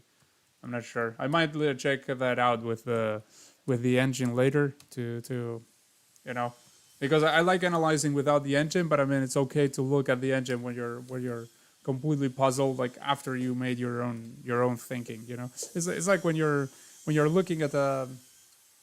I mean, for the other games, I didn't even check the engine at all. I'm going to be honest. But I mean, here I would consider to do it after I do all my analysis, in the sense that it's like when you do a math exercise, for instance. You do a math problem, and then your teacher tells you a solution, but only after you like rack your brains, trying to really come up with a solution. Then after you really thought about it for a long time, so it also already helped you, that thought process. Then you go and ask a teacher, well, what was the answer? And then you learn more. But you did the thinking. You don't go and say, oh, what's the answer to this? And then you never uh, present yourself with a problem, so that you really know where you struggle, what you struggle with, and you don't really see what the problem really is. You don't see the problem for what it is if the solution is presented to you right away. Makes sense? Yeah, that's how I think, at least. Now, anyway, that was a long philosophical talk. Now c3, bc3, and queen a3. So what was expected pretty much of this thing. Of course, if you allow this pawn to continue over here, then well, that is pretty much game over after something like that in promotion. So yeah, I mean, probably white had to take, and king goes over here. So there's an endgame. King potentially gets active. And also, it's, well, I mean, yeah, because the rook is not currently putting pressure on this. So this is no longer such a big issue. So something like this and then that might actually be a thing. Might actually be a thing. So potentially, I don't know. Like, I mean, so maybe not aligning this king with this queen could be something. Also, not exposing yourself to maybe some checks by the queen later on.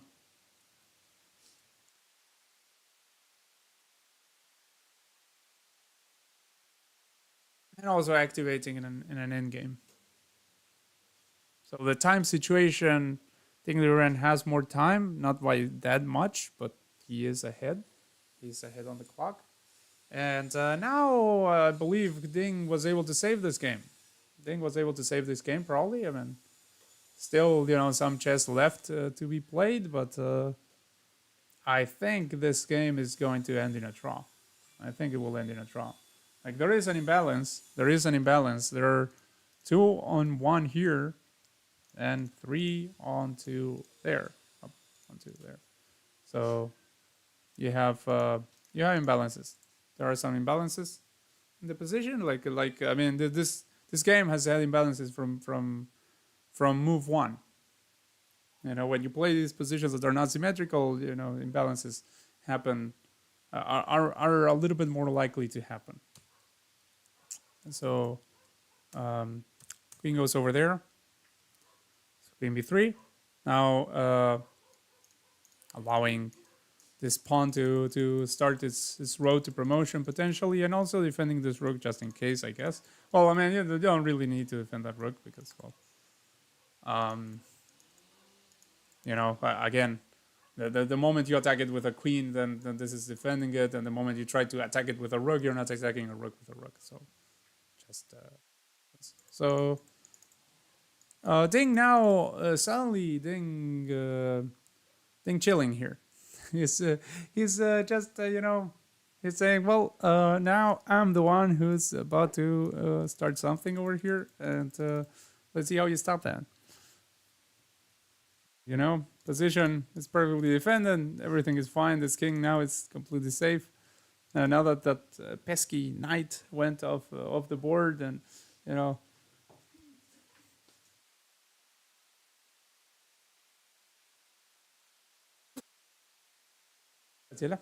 the only pieces left are a rook and a queen for each side. So, okay, well, the old threat returns.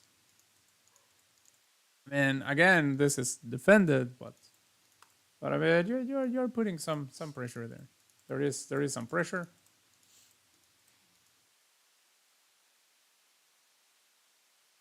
The however, hammer style. However, what about this?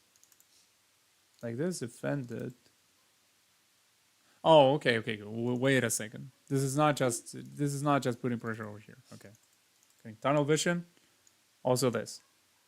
Like go over here, potentially that or that. Like let's say here and that, then here. So this is everything defends each other.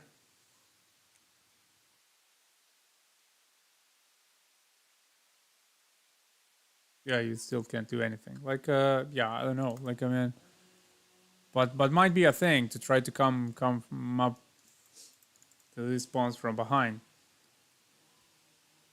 I mean, obviously he has something in mind, something of the sort. But what exactly? Like maybe if you start pushing over here, maybe something like this, you know, touching both pawns and attacking this one. And then if you go here, then that. And this comes twice under attack, and you have no way of defending it because you can't bring like this rook to magically defend. And if you try pushing more, then, well, I mean, like the pawn falls, and even if you take this one, like maybe, you know, queen and rook can work in tandem. Okay, well, this gets played. Yeah, naturally, like sometimes it's easy to get tunnel vision. Like I got, I mean, I guess the move, but I also have to admit that I kind of got tunnel vision. Like I was like, yeah, this is the move. Like I mean, okay, and this was played actually, like I said, but I still don't get the idea exactly of what of how putting some pressure on this pawn will play a role later on. Like because even if you get the queen also to put pressure on this pawn, then there's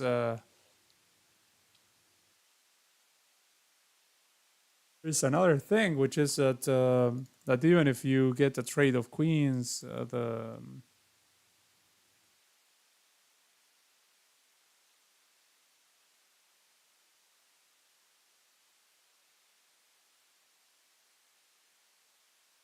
oh, okay, wait, you can go over here, hit this one, and if you push over here,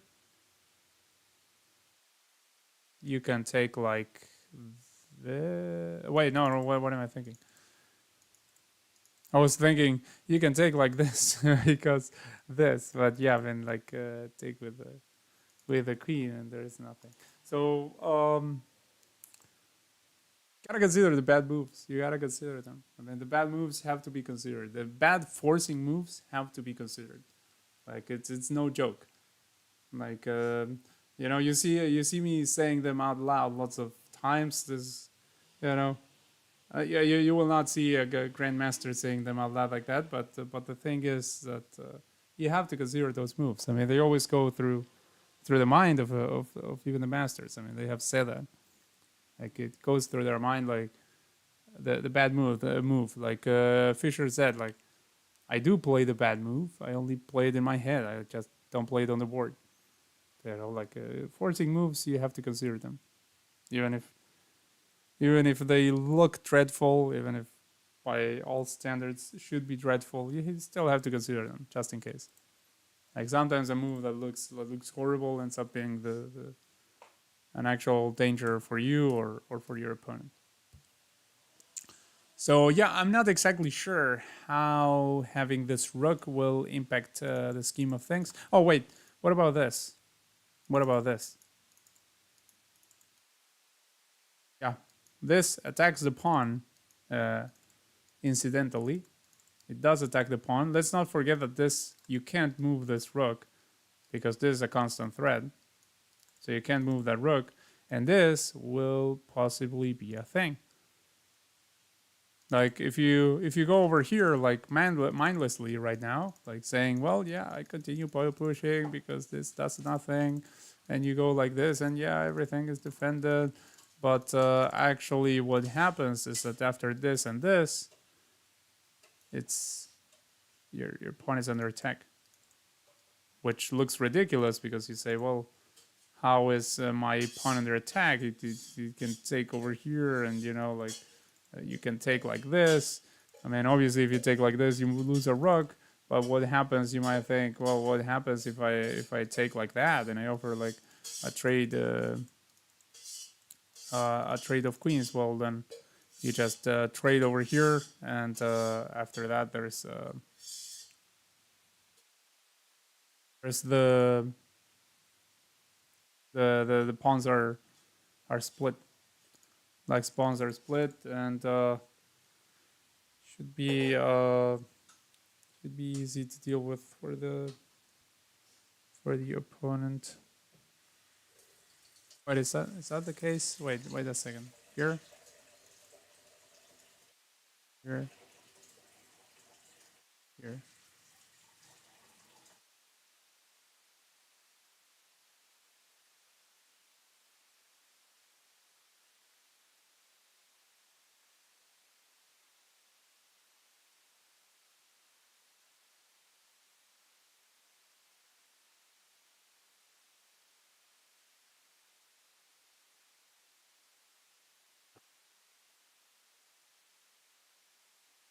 Missing something.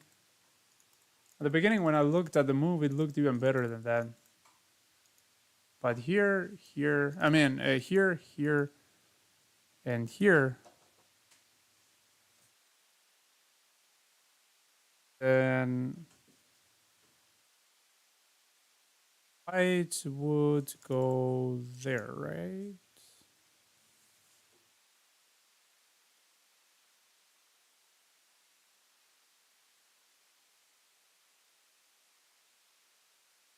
Or maybe there.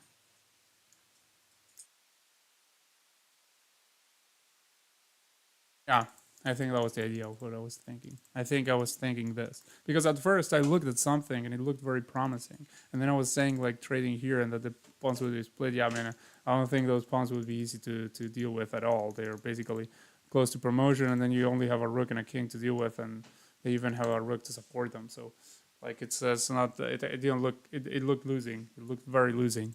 So. So I was thinking, what was looking good for me at first, because it was something else, and I think it might have been that. Like, go over here attacking, and if you take here with a queen, then over here you're hitting this twice, and like if you can try to like push or something, but then once this happens, like once the trade of queens happens, then you're then stopping a passer on the other side of the board, especially having a rook that can go over here or even go to the other side here, it's going to be easy, very easy. So I think that's basically the idea.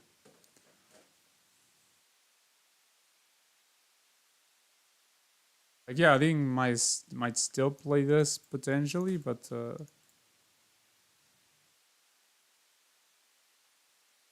he doesn't. He goes over here and he offers a trade right away. Like maybe for a moment he was considering, a little bit of trying for the win. Now he's like, well, we can go for a draw.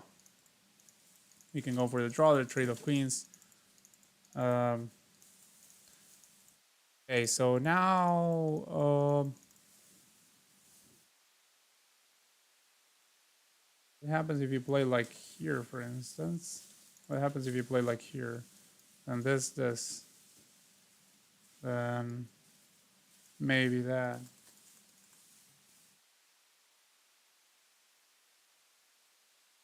Like, I mean, here it seems to me like the only one pushing for a win now is Like the tables have turned a tiny bit, but not much, because I mean this should be a draw. But I mean, I think it should be a draw. I'm pretty sure. Um, Again, I'm not looking with an engine, so um, don't really know. It's the the the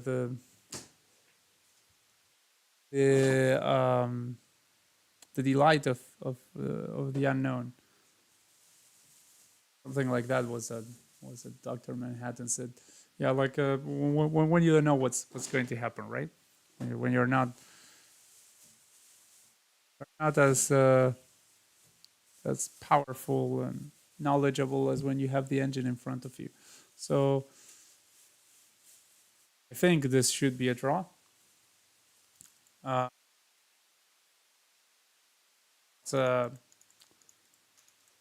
again, like it's sort of the table's turn where Ding is pushing a little bit for a win, like has some chances of pushing for a win, whereas Lukesh doesn't have that much going on in order to push for it.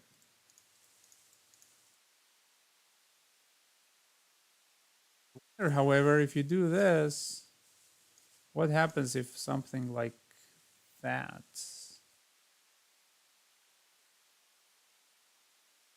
Getting queen and supported by the opponent's queen, while also keeping this all permanently in touch. Um, Wonder.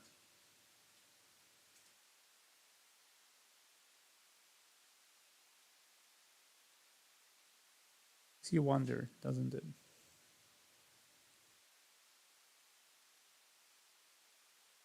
Otherwise, like this would be a perfectly reasonable move. Other than that, I mean, I don't see anything else really that can be tried that can put black in danger.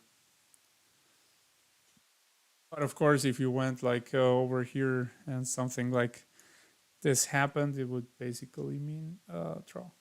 Like you would go over here, and then this pawn would be stopped in its tracks.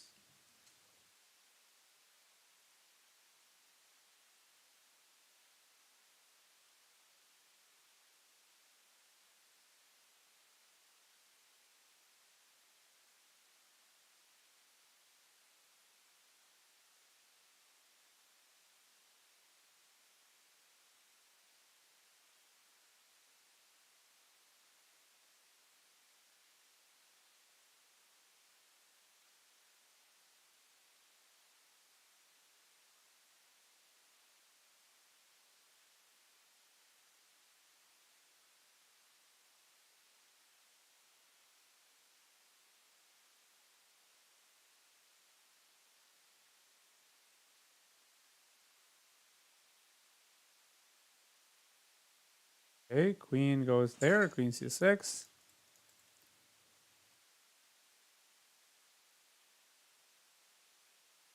Hitting this one naturally. And also adding some defense to the pawn. I'll gotta do something to defend the rook. Perhaps. Man, if you move the rook from this file, then this again becomes, well, it could be something like that, for instance. Be something like that. Then something like this potentially, and then you're already. Oh, by the way, there was another thing. Like when before I said like something like this, like this eyes that.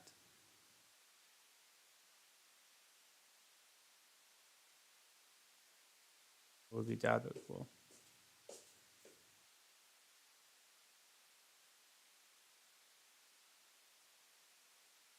So, but I mean, and yeah, that's interesting that I about that.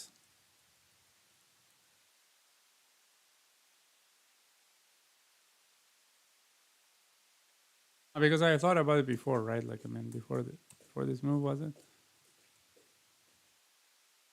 This move. Remember if I thought about it? One day I think about it. But anyway, now queen c6. Um, queen c6 hitting the rook. and defending the still well, still defending the pawn. I said, like semi defending it. I mean, you're just you're giving it up. I mean, basically. What happens if they take with the rook? If they take with the rook, this is no longer a threat. This is no longer a threat here. So you can actually. Oh, also, there's another thing. There's another thing here. There is another thing, which is that checks might be possible. Be not saying they have to be, but they might be possible.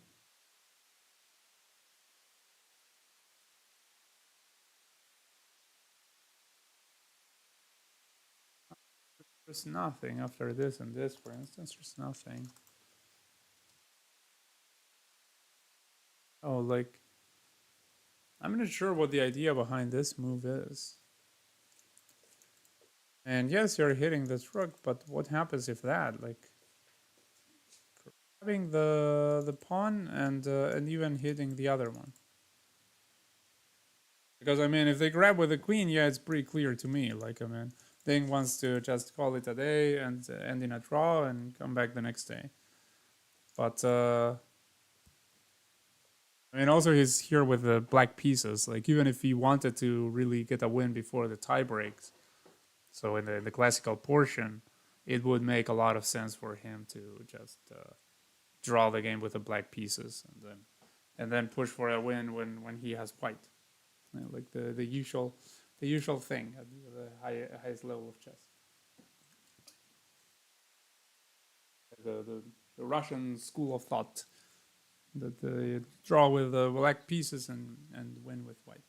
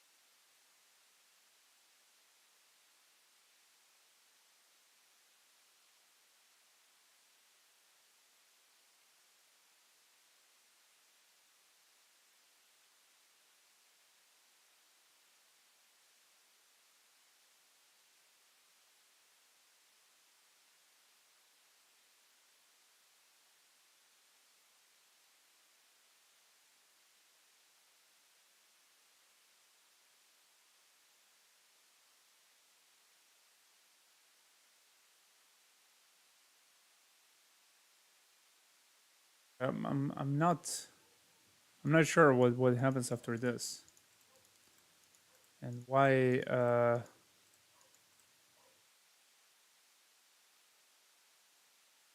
is Gukesh thinking so much about it either?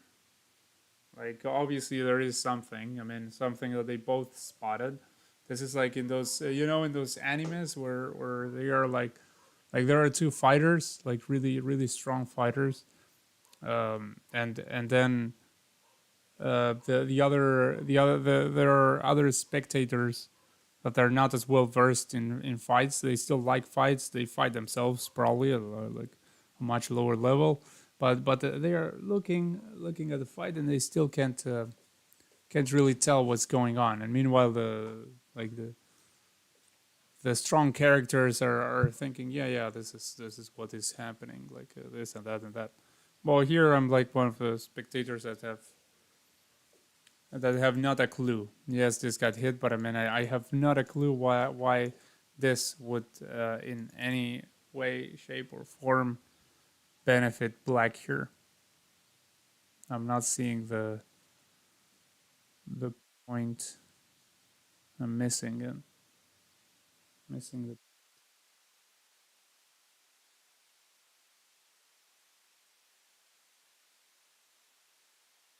I mean, one thing is that after something like that, then your rook comes into life again. something like this. But the problem is, yeah, well, and it takes this rook a long time to go back to its post, attacking that. So you give up this pawn, but then this rook might come over here even, or you allow this to get taken, but you take this immediately, and then you are even looking at draws of all sorts, where you just manage to force a trade of queens by looking at this king, for instance.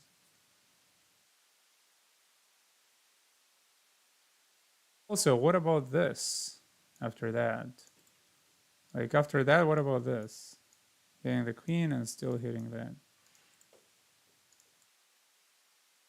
You have to move with the queen where you're still defending that, so you have to move over here. Might be why it is. I'm being lazy. When I said that this move was puzzling, I was being really lazy. Like after this, yeah, there is this. There's always continuity. Continuity.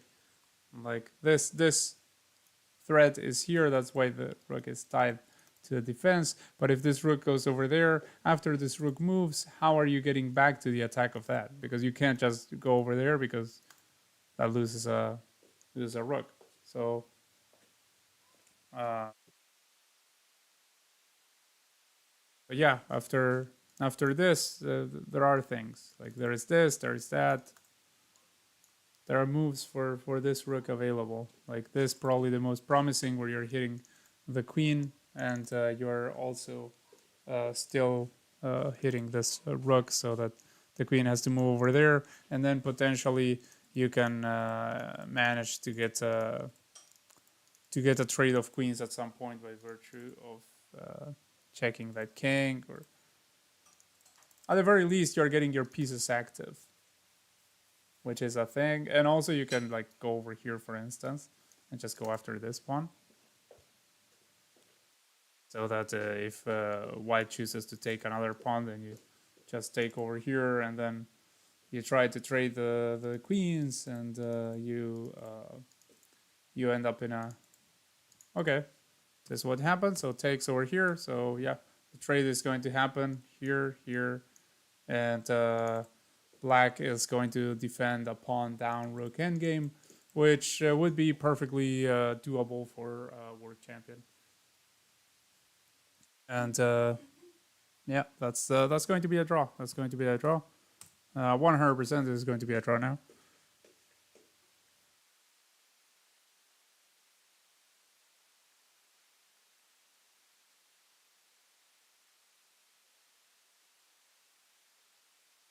Thinking. Maybe calculating the last bits of this. I mean, of course, he has more time on the clock, so he should spend his time. Like that would be the smart thing to do: spend the time. If it is true that you're heading towards a draw, then spending the time will not result. And if it's and if you're wrong, then well, you're avoiding calamity. Okay, so he goes over there. He chooses to go here. So maybe this wasn't the way to go as I thought. Like I thought, or maybe both. All roads lead to Rome. Like Hikaru likes to say. And okay, well here, this putting pressure on. Oh, no, wait, what am I thinking? Like I mean, this but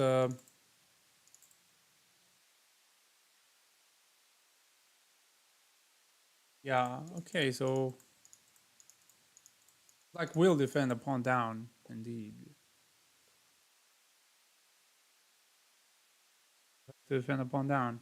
What about checking the king? Like check.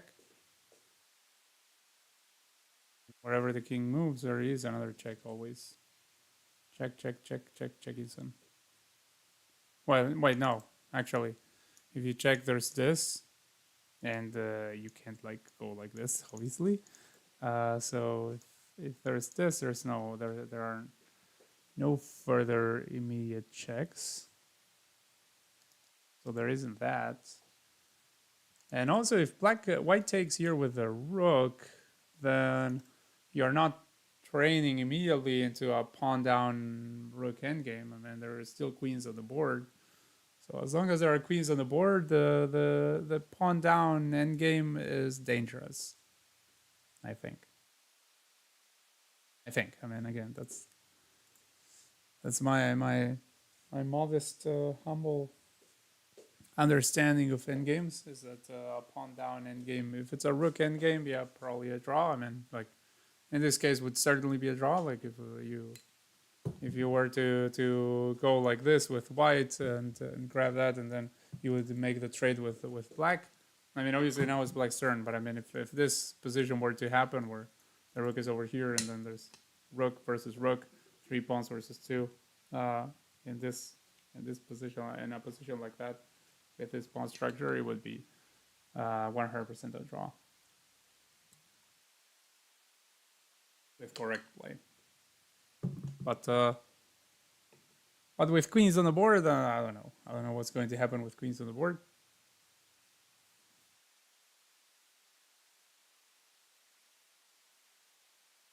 I'm slightly confused about why not trading here. Like, in my opinion, trading there should be a draw, right? Should be a draw. Like, trading there. No? This, and this. If you try to defend that pawn, like, from the side or something, then this pawn starts pushing, and at some point it's going to be you're going to simplify this position. I mean, even if you don't simplify, you're still just a pawn down in a rook endgame again. But I mean, of course, there is a like isolated pawns to be aware of.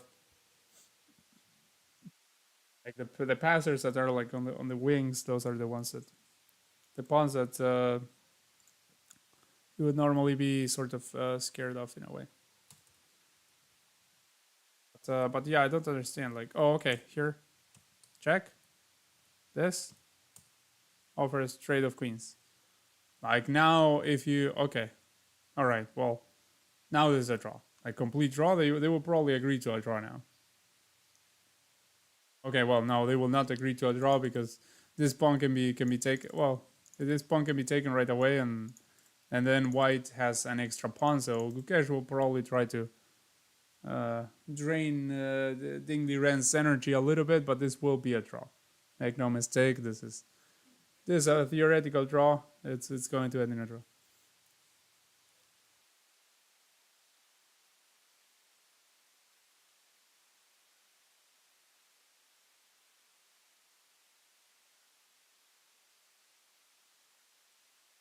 And of course, a world champion knows the perfect technique to deal with this. If it were him, I mean, if it were me, I might, I would have a strong chance of messing this up and then yeah, losing anyway. But I mean, like, world champion, it will not happen. I mean, Ding Liren will know how to deal with this position 100%. Both players do, and but I don't think we will get a draw offer from Gukesh right now potentially, because I mean he is the one with an extra pawn, so he might play it out a little bit, just if anything, at least for the fact that he's the only one who has chances for uh, for a win if the opponent really messes up. Like and the time is low. The time is low for both of them. The time control was already reached on move 40, so this is what the players have. Like they have the time increment every time they make a move, as you can see. Like the clock goes up whenever they make a move, but I mean it goes up by a little bit, but they still they are still down to like the last portion of the clock that they have left. So by all appearances, this game will end in a draw, and and then tomorrow's game will decide if we get a world champion in the classical portion or if we get the tie breaks, which a lot of uh, a lot of you might be looking forward to. A lot of people, spectators, might be looking forward to the tie breaks in Rapid and Blitz, since a lot of people enjoy those time controls where everything happens very fast. Like there's that adrenaline, that dopamine, like everything fast, like people like it nowadays, and uh, and the fact that the players are more likely to make a mistake. Like blunders happen a lot more in Rapid and Blitz. Like here, players are playing pretty much like a computer most of the time, so it's very unlikely for them to make a mistake. Yeah.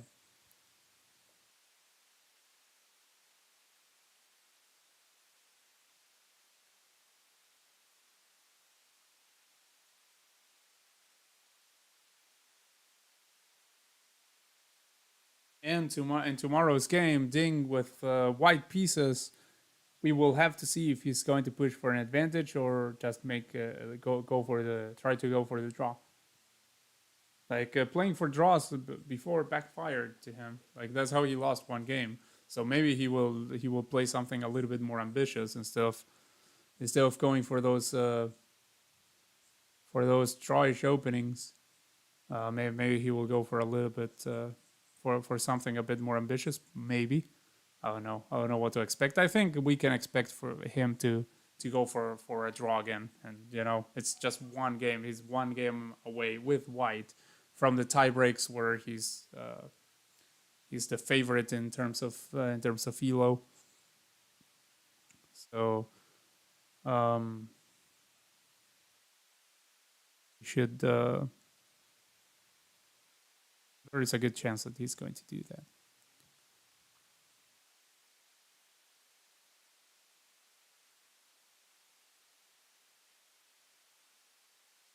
A little bit while I watch this.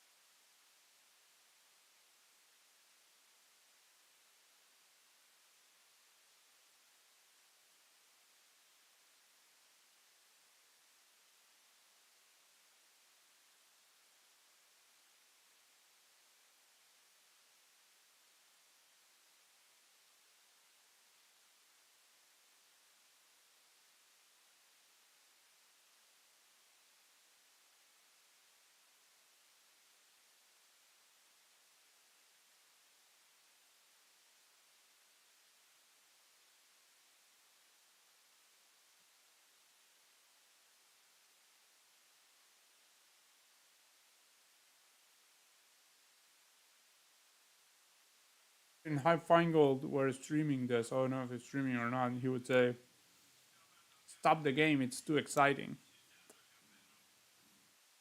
Stop the game! It's too exciting."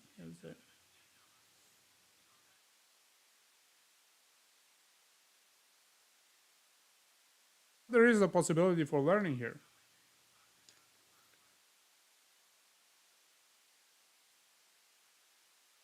or learning how to draw a pawn down endgame.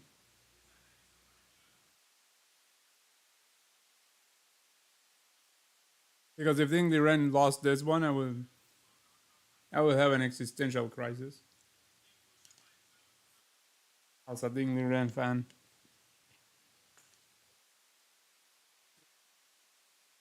The worst way to lose the world championship, like just you know, and a dead draw, theoretical draw, and you just boom.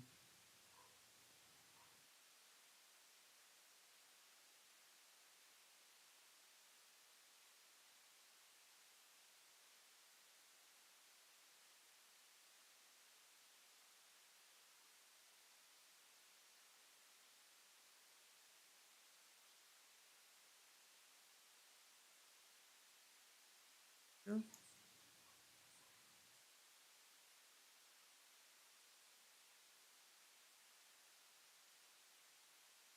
Because if you go back, you always allow this king to give a little bit of way. Although right now they can't because it's into the defense of that pawn.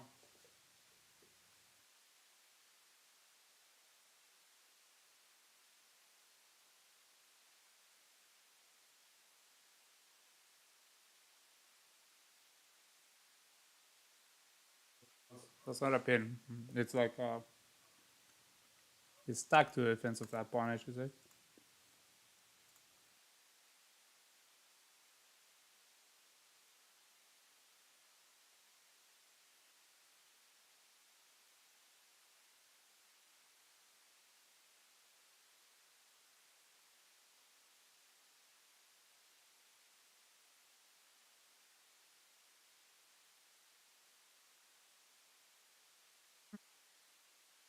Still streaming though.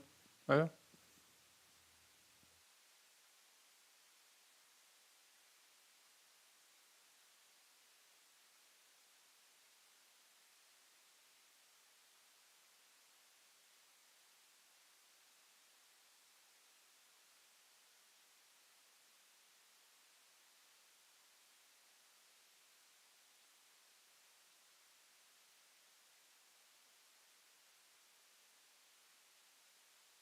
Okay.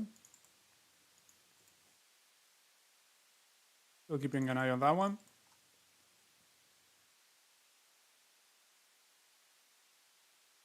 Sort of a bit of a passing move, like you can move between these two files without any real danger with the rook.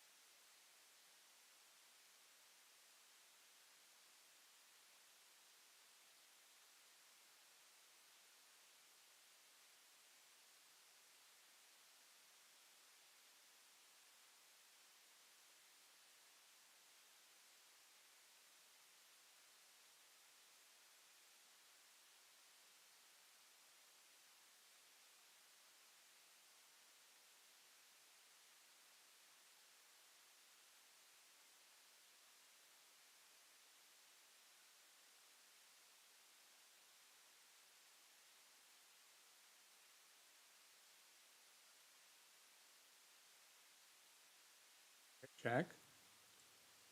King is forced back.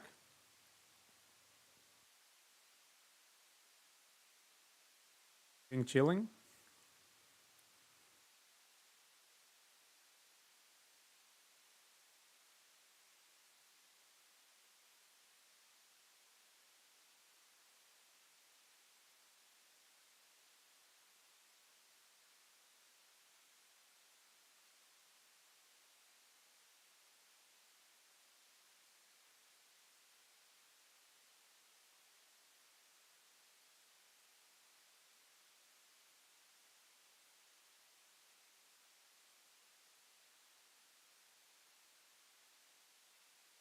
The extra pawn gets pushed.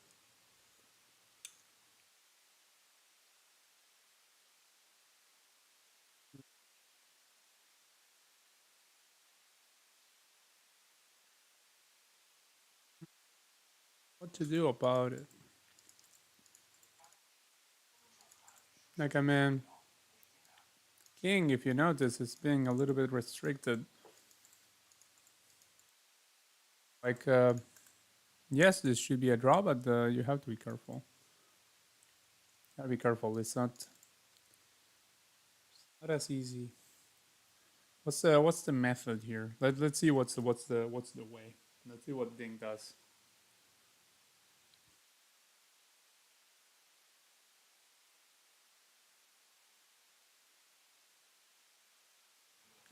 Here we can see the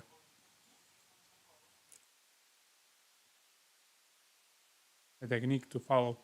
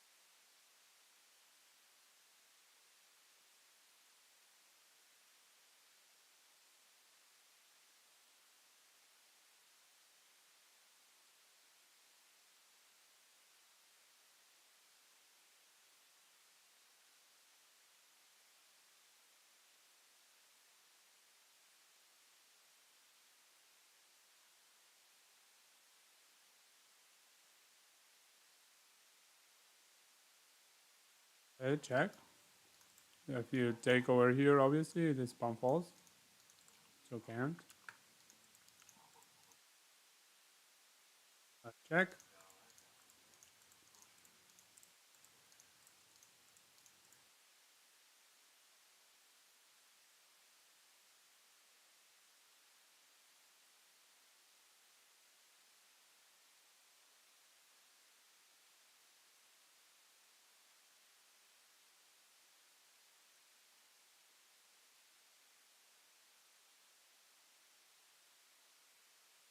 We'll see this one, and they will repeat moves and ending a draw probably.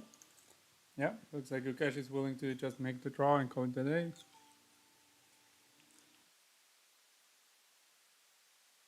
that's going to be it.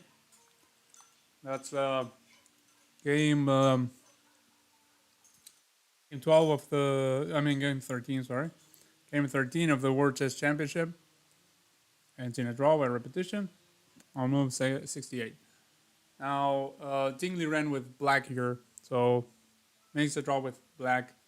Tomorrow only needs a draw to reach the tie breaks where he's the favorite. Again, he's the favorite doesn't mean that he already has him won, right?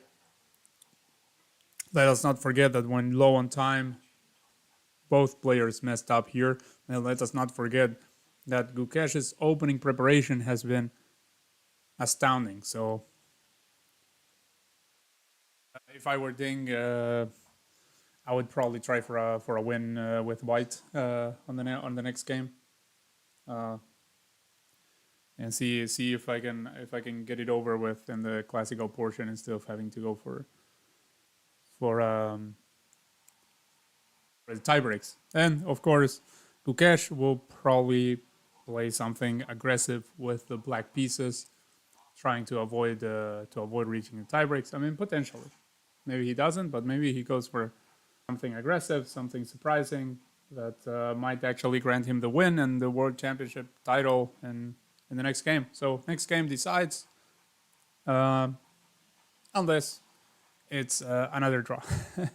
So interesting championship so far.